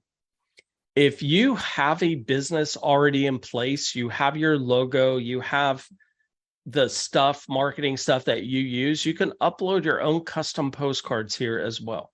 Yep. So you're not just limited to what we're showing you on the screen. Now, this is just our lease option category. You know, I can go to an absentee category, and I can tell you this absentee owner number one is probably the most popular card, one of the most popular cards that we have. So we've already had our experts come in and really define what needs to be said on this marketing material, because you don't want to just throw out a bunch of money and say, oh my gosh, just keep your fingers crossed, right? You at least want to hit it with your, good, punch there. You can go through the entire checkout, but I really want to move into we found a property, now what type of thing. Yeah. So we put out this marketing and somebody's called back, and now we're going to go to the next stage and pre-qualify. And that's the thing with marketing. You have to put some type of marketing out there, whether it's direct mail, letters, pay-per-click, your website. I mean, they just don't show up in your driveway. So these are the tools we're kind of showing you here. So our property section is really designed for properties that you have saved to the system, and now you want to start working this particular property. So I actually pulled a property. This is an actual property as of today that meets a few good things that I like to see. So, Bo, if you want to maybe just explain some of the features here at the top for people. Yeah, so starting over from the left, we do have a shortcuts button. This will get you into various parts of it quickly, because a lot of people want to, go to certain areas once they're really familiar with the system, whether it's running comps, they quickly want to look at comps. They want to analyze the deal through Deal Pro, run a skip trace, run a Google search, and so on. But we also have multiple pricing levels in the system. We have kind of that starter plan or single plan, but we also have team accounts, and there's a lot of teams that are working together. Some of the members are working independently, but you have to share these properties with other people. That's where you could click the share button and give permission for somebody to come in here and help work this deal with you. Obviously, you got unlimited notes, follow-up, whether it's a follow-up note. Right here, you can unlimited as far as really what you can type in here. Set calendar reminders, text alerts. Yep, you can set it as a follow-up, and all that goes into your calendar on the dashboard and so on. And there's the reminders. And then obviously any kind of documents that you want to store, whether it's HOA documents, anything you've got, you can attach to the property so it stays with it. Email, you may be wanting to email sellers, buyers. That's a general email. And then we have email specifically in other steps that Chris will probably mention. And then, of course, you can print out comps reports, property reports. But if you're on a team account and you guys are in here working, we also have right above that print button a chat feature. And it's just like any other chat, but it's chatting with people directly with inside your organization. You can see if they're online and without having to, text message or Slack or whatever. It's got all that built into that there as well. Let's see, you can favorite the property. If this is something that's really on fire and you love it, you can put a heart right there. You can also rank it. Now, we leave it up to you to determine what is a 3-star versus a 5-star, but these are just tools. If you want to use them, you don't have to. We just put it in there for people. And then we give you some basic information here. Part of this criteria on the lead search was absentee owner, out-of-state owner. There could be other flags that pop up there. Then this is based on what state the property might be in, any default primary contact info. And of course, we have the neighborhood map to the right, showing the neighbors. Yeah, and it's the same, you could do the high schools and all that stuff here as well. Pictures. Let's see. Now we're getting to some of the property analytics here. So anytime you bring up a property, you're going to see this property analytics bar, and we're going to go over what's the estimated value. And our estimated values are updated every 30 days, and it's based on like-kind properties that are selling in the area. It is a automated estimated value. I think a lot of times these are really good what we put out, but we also want to run comparable sales to fine tune that number.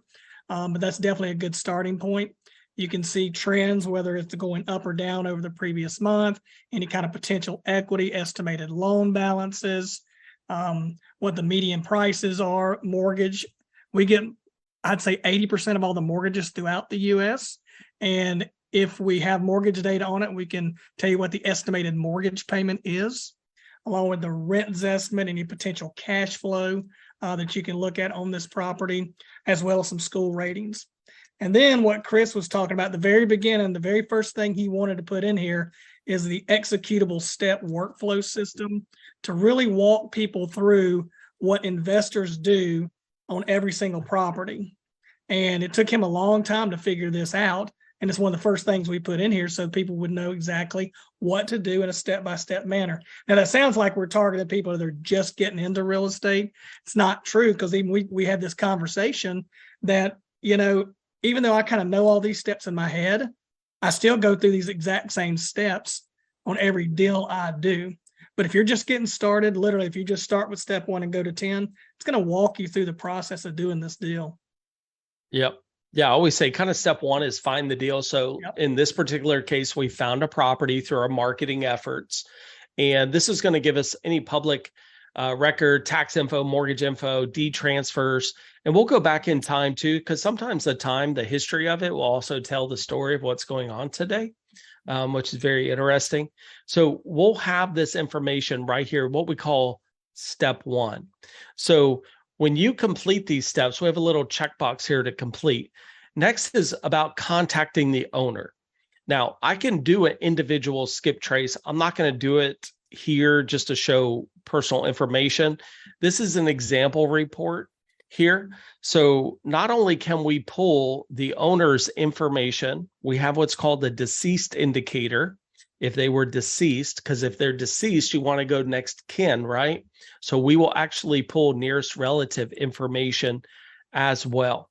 So obviously people don't use too many landlines, but we do pull that information. Obviously cell phones are going to be the key, but any other contact information, address history, cities, ZERB names, any kind of emails that they would have would display along with the nearest relative information as well. So if you're having a hard time, let's say you're trying to reach out to someone and you're having a hard time, maybe you go, nearest relative, and you can get that information and call them. So we do have that skip tracing from an individual property point of view. And as you saw in the marketing, we have it from a bulk point of view as well. But here's really the key. And this kind of really, to me, starts why I call them the 10 executable steps. These are the physical things that you have to do in a very specific order in order to close a deal. Okay, so we found a property. Now, if you need to reach out to someone and you're not sure what to say, we have numerous phone scripts in here for you to follow. So I'm just going to take a vacant script as an example. Hi, my name is Chris, calling about a property located at 29 Paula Road. It appears to be vacant. I was wondering if you'd be interested in selling it. And then following that are going to be the questions that you're going to want to ask the owner. I can tell you the most important question, I don't care what strategy you're working, is, may I ask why you're selling? Because that ultimately is going to tell us their situation, what's going on with the property, because that situation ultimately is going to help me understand, number one, what is the best strategy for this particular situation. It's also going to help me construct and create the best offer. And to me, that's a very key point. Building relationships is so important in this business. And it starts with asking the right questions. And it's not bullet pointed, don't start at the top. Can you tell me about the property? No, you want to turn it into a conversation, right? So you could schedule appointments here. We have additional questions here that really get into the lease option. So once you kind of go through, I call our basic questions, we have some additional questions, and some of these would change depending on the phone script that you do select. So these are going to be real key. You also have the ability to create your own custom phone script. So maybe there's, you have a team of people, there's a specific questions that you already like to, your team ask, you can create your own custom scripts there. Any kind of notes, set an appointment will go right here. Now, if you need to email the seller, of course, I would need to get that email address from the seller if they told me, or if I did the skip trace and get that information, you can go in and email the seller. If I talk to a seller that says, I'm not really sure that I want to sell right now, well, maybe I move this back into a new campaign as maybe like a 30-day follow-up campaign. Because when a seller says, no, I'm not really sure, maybe not today, there's only one thing that's going to change their mind, and that's time. People's circumstances change in time. So we have to build that follow-up system. And you can also print a letter on the fly. You can add in your own custom logo. Nothing's going to have REI Pro on there at all. So when I'm done with that step, I'm going to mark that step complete. You can see that change purple. The reason why we do this is so when you come back into the property, you know exactly where you left off. That's the whole point. And the main reason we put this system in is really came from a teaching side. And I've taught a lot of people. Most people, it's like, okay, Chris, I did this, did that, but now what? And it's like, okay, what is that next physical thing that I need to do? Well, if you talk to the owner and it appears to be a good deal, hey, I need to go look at this property. And that's where we get into what we call the property inspection, step number 3. Now, we have inspection forms that you can download. There's a lot of really cool things here. I'm hoping the properties that you're working with this particular strategy wouldn't need a lot of repairs, but we do want to calculate the cost of repairs in order to justify the offer. Okay. So you can, and there's a whole checklist. It'll give you a progress report of what you completed, what you haven't completed. It's really good for rehabbers as well. Once I've marked that step complete, now we get into the numbers. Now we need to make an offer. So as I go into step 4, the very first thing you want to do is run comparable sales. That is huge. You never just base all theory off of estimated value. We need to fine tune these numbers in order to come up with the proper after repaired value. So I've already done this for you just to save time, but I want to just talk about just a few things here. Number one, you can filter your comps based on a property type, the bedrooms within a certain square footage, the lot size, how many months back. Do I display MLS comps versus county record comps, or do I show everything? And you could save this filter if you have a specific filter you like to use for all your properties. You can do that. So as we scroll down, the most important thing that I look at when running comps is the square footage. I need to start finding properties that have sold, not properties that are active, not properties that are pending, but properties that have actually sold. You can ask $1 million for the house, but it doesn't mean you're going to get it. Until it's closed, you never know. And I think that's a big gamble when people start using numbers of pending sales, okay? Because anything can happen. But the first thing I look at is square footage, and I'm just briefly running my eyes down to find similar square footage.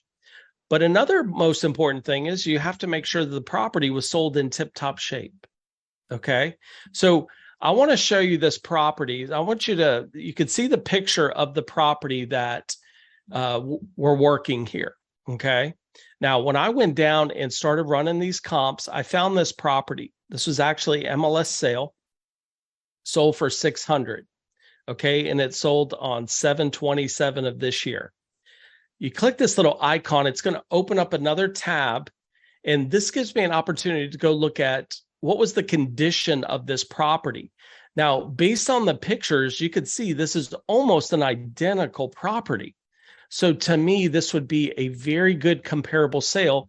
And you could see whoever fixed up this property did a really good job. So to me, this is in that tip-top shape. So our goal here is to find what this home would be worth in that tip-top shape. Now, of course, you've already visited the property and so on, so you would know what condition it's in. So when I select my comps, it's going to make or determine the after repaired value for me. And in this particular case, taking that really good comp, and I always say try to do 4 or 5 comps, but sometimes it's hard. You may not always be able to find the right comps, okay? I like to go up and say, okay, now I need to make an offer. I'm going to scroll over and we're going to choose lease option offer. Now, people, if someone's on here, you follow me, I'm really huge on making multiple offers at the exact same time. Our acceptance ratio of yeses increased by 60% when we made 3 offers. If I make a cash offer, a lease option offer, and a seller finance offer, not every property will meet the criteria of making multiple offers, but when you can, I couldn't tell you so many times the seller, they get so confused on which offer to take, they fail to realize they didn't have to take any of them. So my cash offer is always going to be the lowest because that's cashing you out.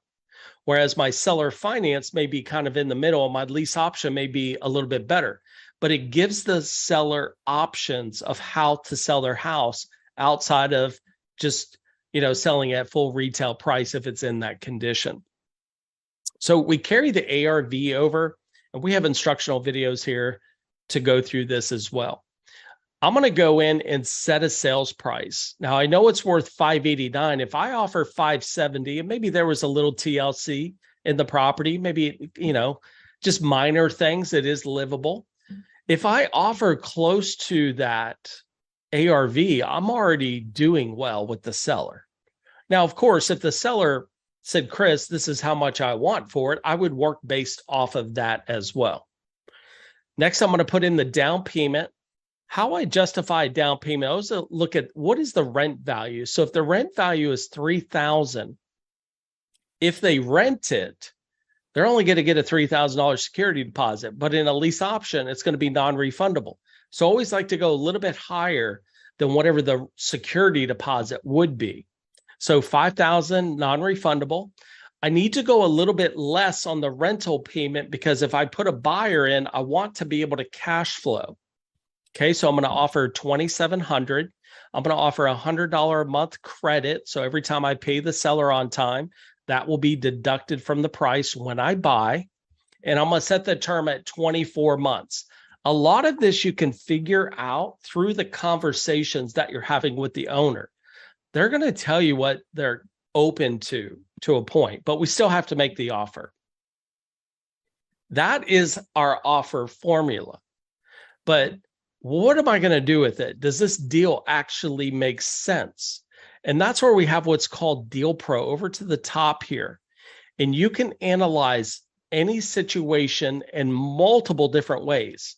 So in this example, we are doing a lease option with the owner, and then our exit strategy is a lease option. But if you could wholesale this, you could purchase it and say, okay, if I sold it, what would that analysis be? If I purchase, what would the rent? Or I could purchase lease option. Or do I lease option rent, or lease option, or do I seller finance sell, seller finance rent, or seller finance lease option, or seller finance? This calculator is going to give you multiple ways on how to determine, is this a profitable deal? I can tell you, we had a awesome training on Tuesday where we were doing seller financing, and there was only 2 exit strategies that made sense for the deal. A lot of times people get into a deal thinking in their mind they're going to make money, but they really don't understand what are they doing with the property. And this is where Deal Pro is going to analyze that situation.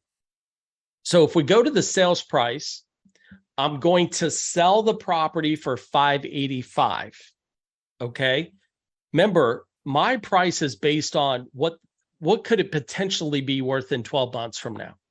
Okay, not today's price, 12 months from now. I'm going to get a $15,000 down. That's what I'm going to shoot for. Could you get more? Probably.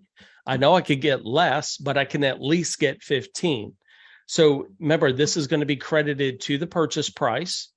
I'm going to ask for $3,000 a month, which is the going rental rate. You might be able to get a little bit more, but I generally like to keep it around what it could rent for. I could give them $100 a month credit, and I'm only going to do this for 12 months. If I analyze this deal and go down, and you could go through the breakdowns, I'm going to get an $18,600 profit. Sometimes we have to go back and say, well, maybe that number doesn't work for this property. I need to get, a little bit more over here, or did I pay too much with the seller? So you can analyze the deal. So we're running comps to determine the after repaired value. We just created an offer. Now we're analyzing, does this make sense? Now, obviously, you would like to do this before you make the offer, because if they say yes, right, you're kind of stuck. So you want to make sure your exit strategy you're thinking of in this process before you make the offer. Now, once I get done with this step, be sure to mark that complete. If the owner says yes to the deal, we need to move to step 5. You're just following these steps. So we have a lease option agreement here. We have some basic standard contracts that you can use. If you have your own contracts, that's totally fine. We do have contracts for people to get started with. So I have one here. It's our lease option agreement, and I can just go in and fill out the details of this agreement. And then I can go back, and now I have options with this contract. I could download it in either a PDF or Word. I can preview it. I can email it as well. Get the contract signed. You could upload a signed contract just to keep it attached to this property. Any questions or anything on that, Bo? Nope. Other than, he said you can upload your own custom contracts. And if you're using one of ours, you can do the contract writer that he was showing you. Yep. So I'm going to mark that step. So now I've signed the contract. This particular step is what I like to do is called the affidavit of memorandum. How many times have you, probably not many, but if you sign a contract with the owner, could they technically go sign a contract with somebody else and close behind your back, and you would never know that they did that until it closed? You're like, what happened? Now, would that be considered breach of contract all day long? But are you going to hire an attorney to go sue them? No, right? So this particular form, it's a one-sheet piece of paper. You can download it here. You fill it out. You don't even need the seller to sign it and then file it down at the county. You do that because if the seller went around your back, and you could do this for any strategy, the very first thing that they do is a title search. And guess what pops up in a title search? This affidavit, which will stop the closing immediately. How do you think I know how to do this? Because it happened to me. So once you get done with that step, in a logical order, you would need a buyer. Now, like I said before, you should always be marketing buyers. We actually have an ad writer in here for you. I've already done it just to kind of simplify. But you can fill out the empty input boxes here, selections, and then you can we're going to write the ad for you. You can print it from here, or you could come in and say, hey, I want to create a flyer, a basic flyer. You can do that as well. Or, hey, I want to email this to my particular list of buyers. I could go in and say, show me all my lease option buyers, and then actually send this information over to my buyers list that I have stored in here. So you have multiple different ways. Obviously, putting anything out from a yard sign to local Facebook groups is a good place. If you can use Zillow or, obviously Craigslist, things of that nature. The idea here is that we have to find a buyer. And there's a lot of different ways to do that. Once I do that, I'm now going to move to step 8, which is signing a contract with the new buyer. So I have a contract with the seller. Now I need to sign one with the new buyer. So I'm not going to review that because it's very similar to step 5. It's just the terms of the agreement and that lease option are going to be much higher. Then we need to set up closing, but in a lease option, we're not going to do this until we get down the road, right? Until the buyer buys. And this is kind of more for your sake here. If you're just getting started, you're not sure where to go. And I know the Boston REIA is going to have their preferred people as well. And that's where I would recommend you ask them, where to go, because they're definitely going to know that. You can see I've color coded these steps. If you come back in here, yes, it does show you where you left off. But if I go to my main properties where I have all of my saved properties, I can change the view to my steps view. And it will literally show me every property and what step I have stopped at. You can filter this list down that says, okay, show me all the houses we made, an offer on, which would be step 4. Okay, what are we doing with this property? So it's an easy way for you to visually see where you are at with the properties that you are working. And if you're on a team account and you're the administrator, the company owner, you can kind of see what various team members are doing and how the properties are flowing through here. Yeah. And there's obviously a lot of other information, but I know we're running out of time. Yep. Obviously, I talked about buyers. You could store all your buyers, any contacts. We do have a business center. We are working with Rocket Lawyer, which is one of the largest online places like a LegalZoom that you could get any other additional information that you just need to get access to. And of course, we have an education center as well. That's included in multiple different categories just for continued education. Obviously, education is a big deal. So from that, Bo, is there anything else? Because I know we're out of time. Yeah, we could keep going on and on in training, but I think that was a great, overview from the lead generation side, walking through the marketing, walking through a deal analysis and properties. And, hey, I encourage you to go out there to the Boston website, click on the REI Pro and start a free trial. I think it's going to do nothing but help you guys. Yeah, you get 14-day free trial. We have a standard account, and we also have a team account on there as well. So, like I said from the beginning, it's all about taking action. No matter what you do in your business, you're still going to have data. You're still going to have to understand who owns it, how to run comps, what are the numbers, how do you make the offers. You're still going to need the systems in place. We're just very investor friendly because guess what? We are investors. We're not just a software company that builds software. We're actually one of you. So that's the beauty of it. Thanks, guys, very much. Wow, I'm impressed. After doing so many lease options, and I started in 2003. I was working off notepads and then me too. And nothing like this. So I know when you're working a lot of deals, you actually miss stuff. Organization is key to doing more deals. And I just remember, oh crap, I forgot to get back here, and I didn't do this. And so this is a no-brainer.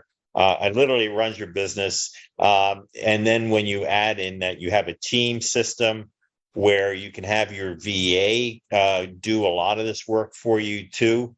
Speaking of that, I just love the fact that you can send postcards out. You're right. These deals don't show up magically on your driveway. You have to market. Exactly. And right now, with people being blasted with internet emails and that, people are responding more to direct mail now more than ever. So you have that tried and tested marketing that's going out. It's a no-brainer, incredibly inexpensive to do. So, you can really get by running I would say 2 to 5 hours a week to have a nice lease option business with cash coming in.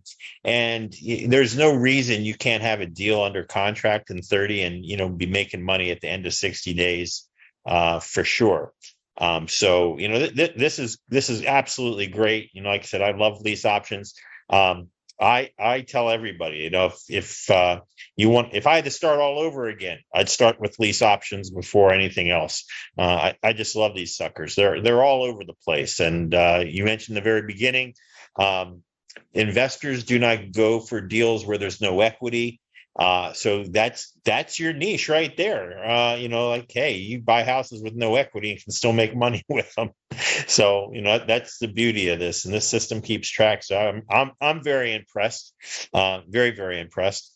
So, Let me see here. We have some questions on the side. Guys, if you have a question, put it in the chat box or raise your hand. And Jessica said, wow, impressed. Does all the thinking for you. Marina Wong says, is seller financing a better choice for the seller if they don't want to have a large capital gain? And then how is it different from deferred sales trust in terms of tax consequences for the seller?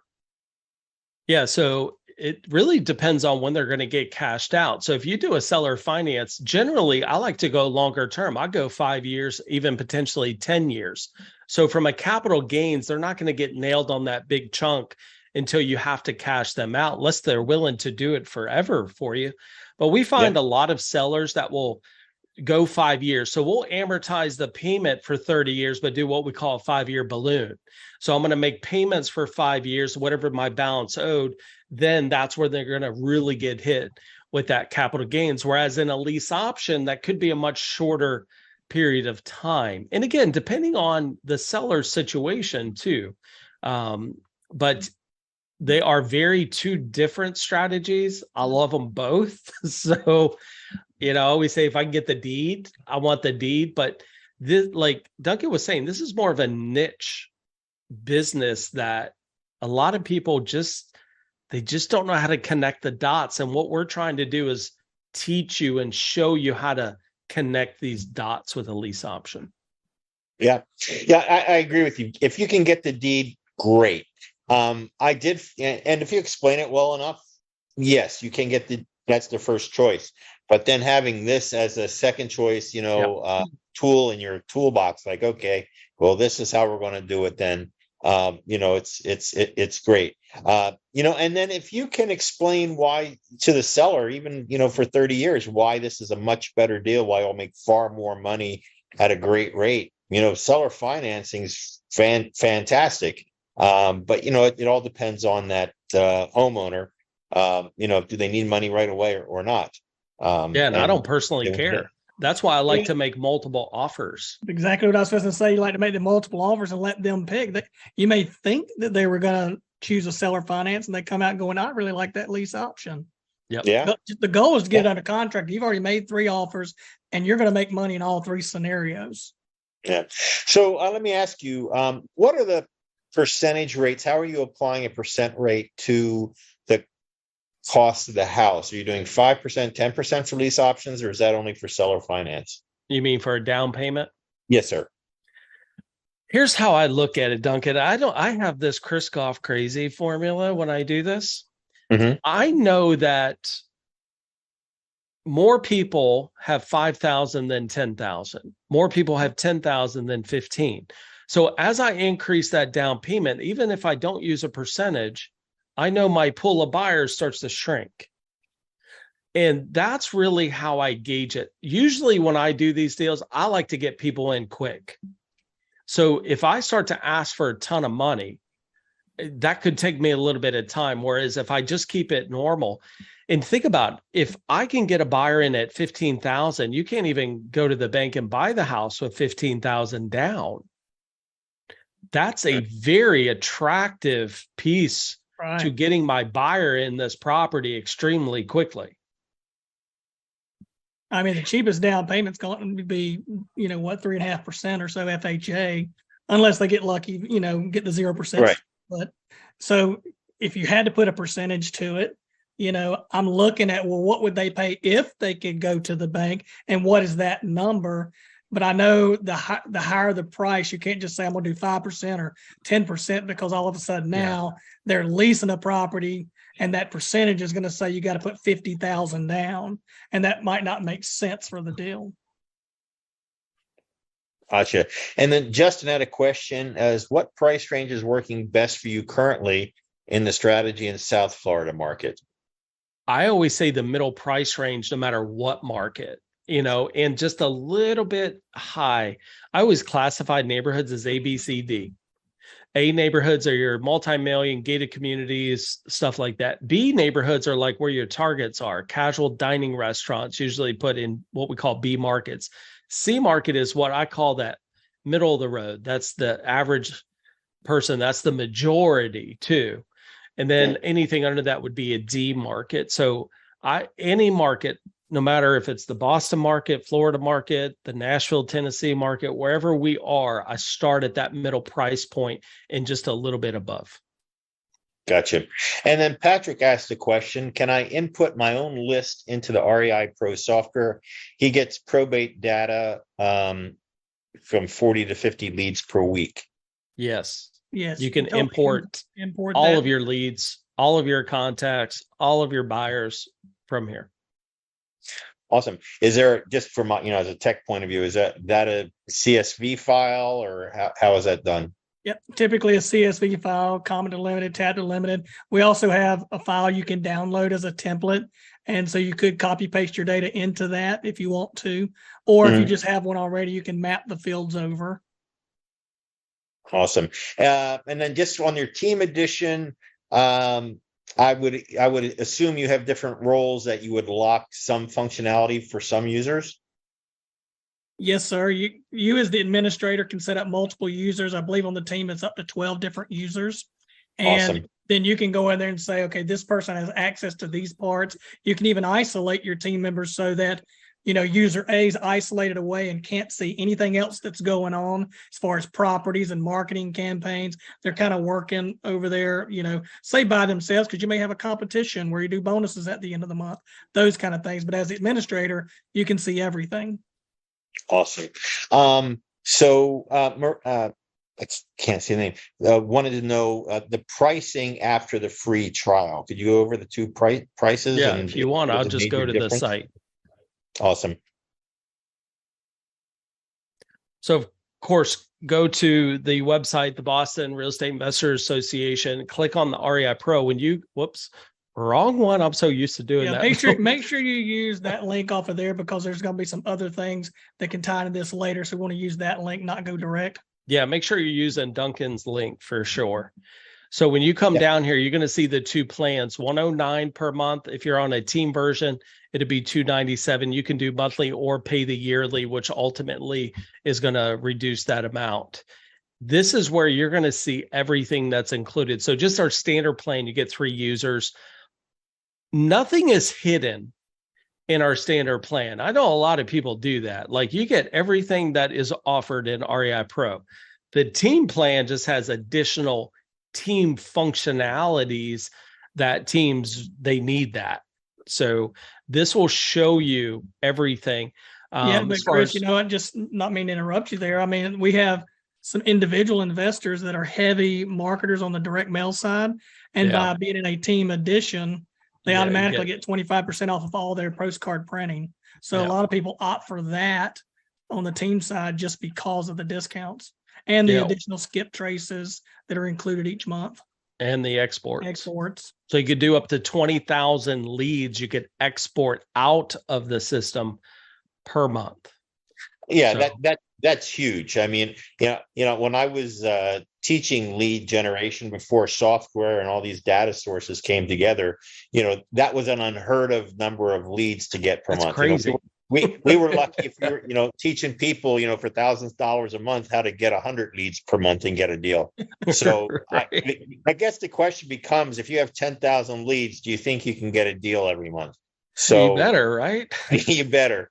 So, that's fantastic, because look, there is software out there that does functions of what you have, but when you combine it, like this is the Office toolkit, like Microsoft Office toolkit of all systems, throwing all this together at $109 a month, which is a tax write-off again for your business. It's a no-brainer. If you're not using a marketing system, a CRM system, a skip tracing system, a workflow system, how are you going to do business? So if you're serious, come on, $100, $109 a month, for 14 days, what do you got to lose, except get a deal within your first 14 days?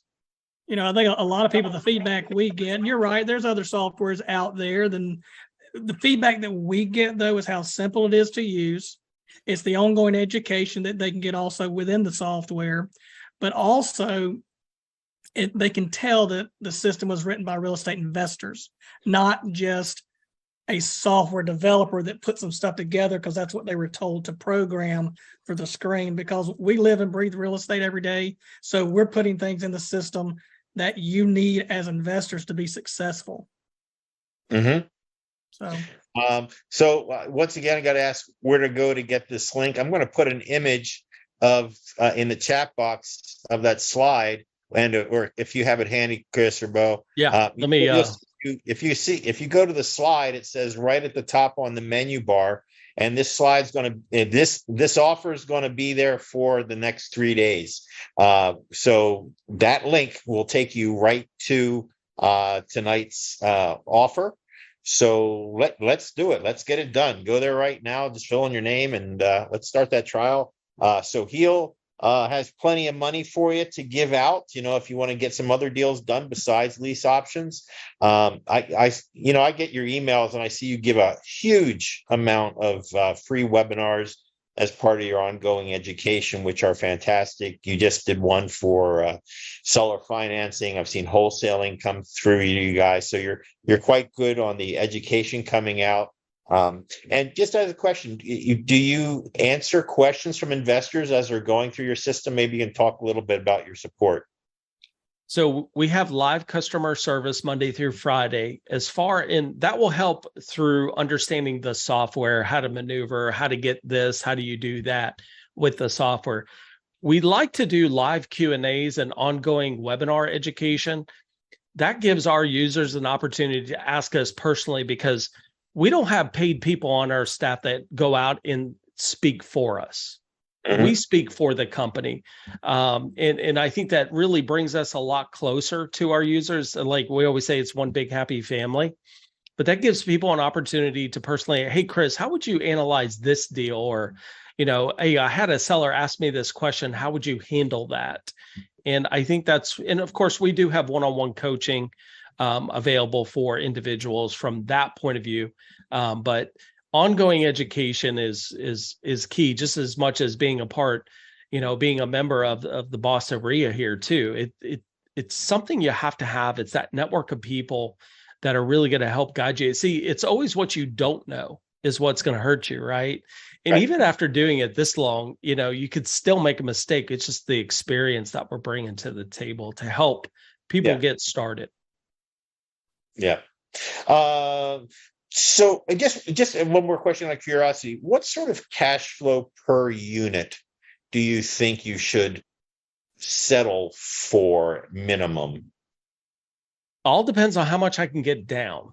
So if I can get a good spread on the down payment, I don't have to, I will say $200 is kind of my bare minimum. But of course, I want to go more on the cash flow, but I can justify a lower cash flow amount if I can get more down, because that's immediate cash for me right there. Mm-hmm. So I would say 200 is a bare minimum. Bare minimum. Okay. Yeah. So, I think that's a great answer. The more you get down, the least you have to worry about the cash flow, and then you can lock in a great price. And I think Patrick mentioned that he did a lease option on his house. And when he bought his house, and he actually locked in almost $200,000 of instant equity because the market went up so much in those 3 years. So, right. Yeah.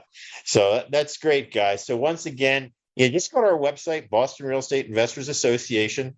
Click on the link for REI Pro to get that free trial for 14 days. While you're there, make sure you sign up to our newsletter to get that every month, and become a member, so you have a network of people supporting you. You get all those great deals, benefits, education like tonight, with these incentives for you. We're really here to help you do more deals, which means make more money, which means, to live the lifestyle of your dreams, live life more abundantly. So, thank you very much, Chris and Bo. I really appreciate it. It was fantastic. There will be a replay of this in the next couple of days. We'll have out. If you had further questions that didn't get answered, please just shoot me an email and I will get them over to the guys, and they can email you direct if there's something that was not answered. So please text Kelly at 864-906-4111. She'll type her details in there one more time. Let's get that membership going. and we'll get those Home Depot benefits and start getting you everything good in the system. So thank you very much. Join us also at our networking sessions, and we'll see you next month. And I thank you once again, guys, for coming by. Yeah, thank you so much for having us. Don't forget the chat box either. Copy and paste everything out chat box. Definitely. Guys, you were great. Oh my gosh, that was so thorough. That was a lot of information. It was great training. We really Information appreciate overload. we appreciate it though, because we get to, it's recorded, so we can go back, everybody can look at it and learn from it. Awesome. Thank you Well, thank very you much. so much. All right, guys. Have a good evening. Thank you. Take care, guys. Bye all.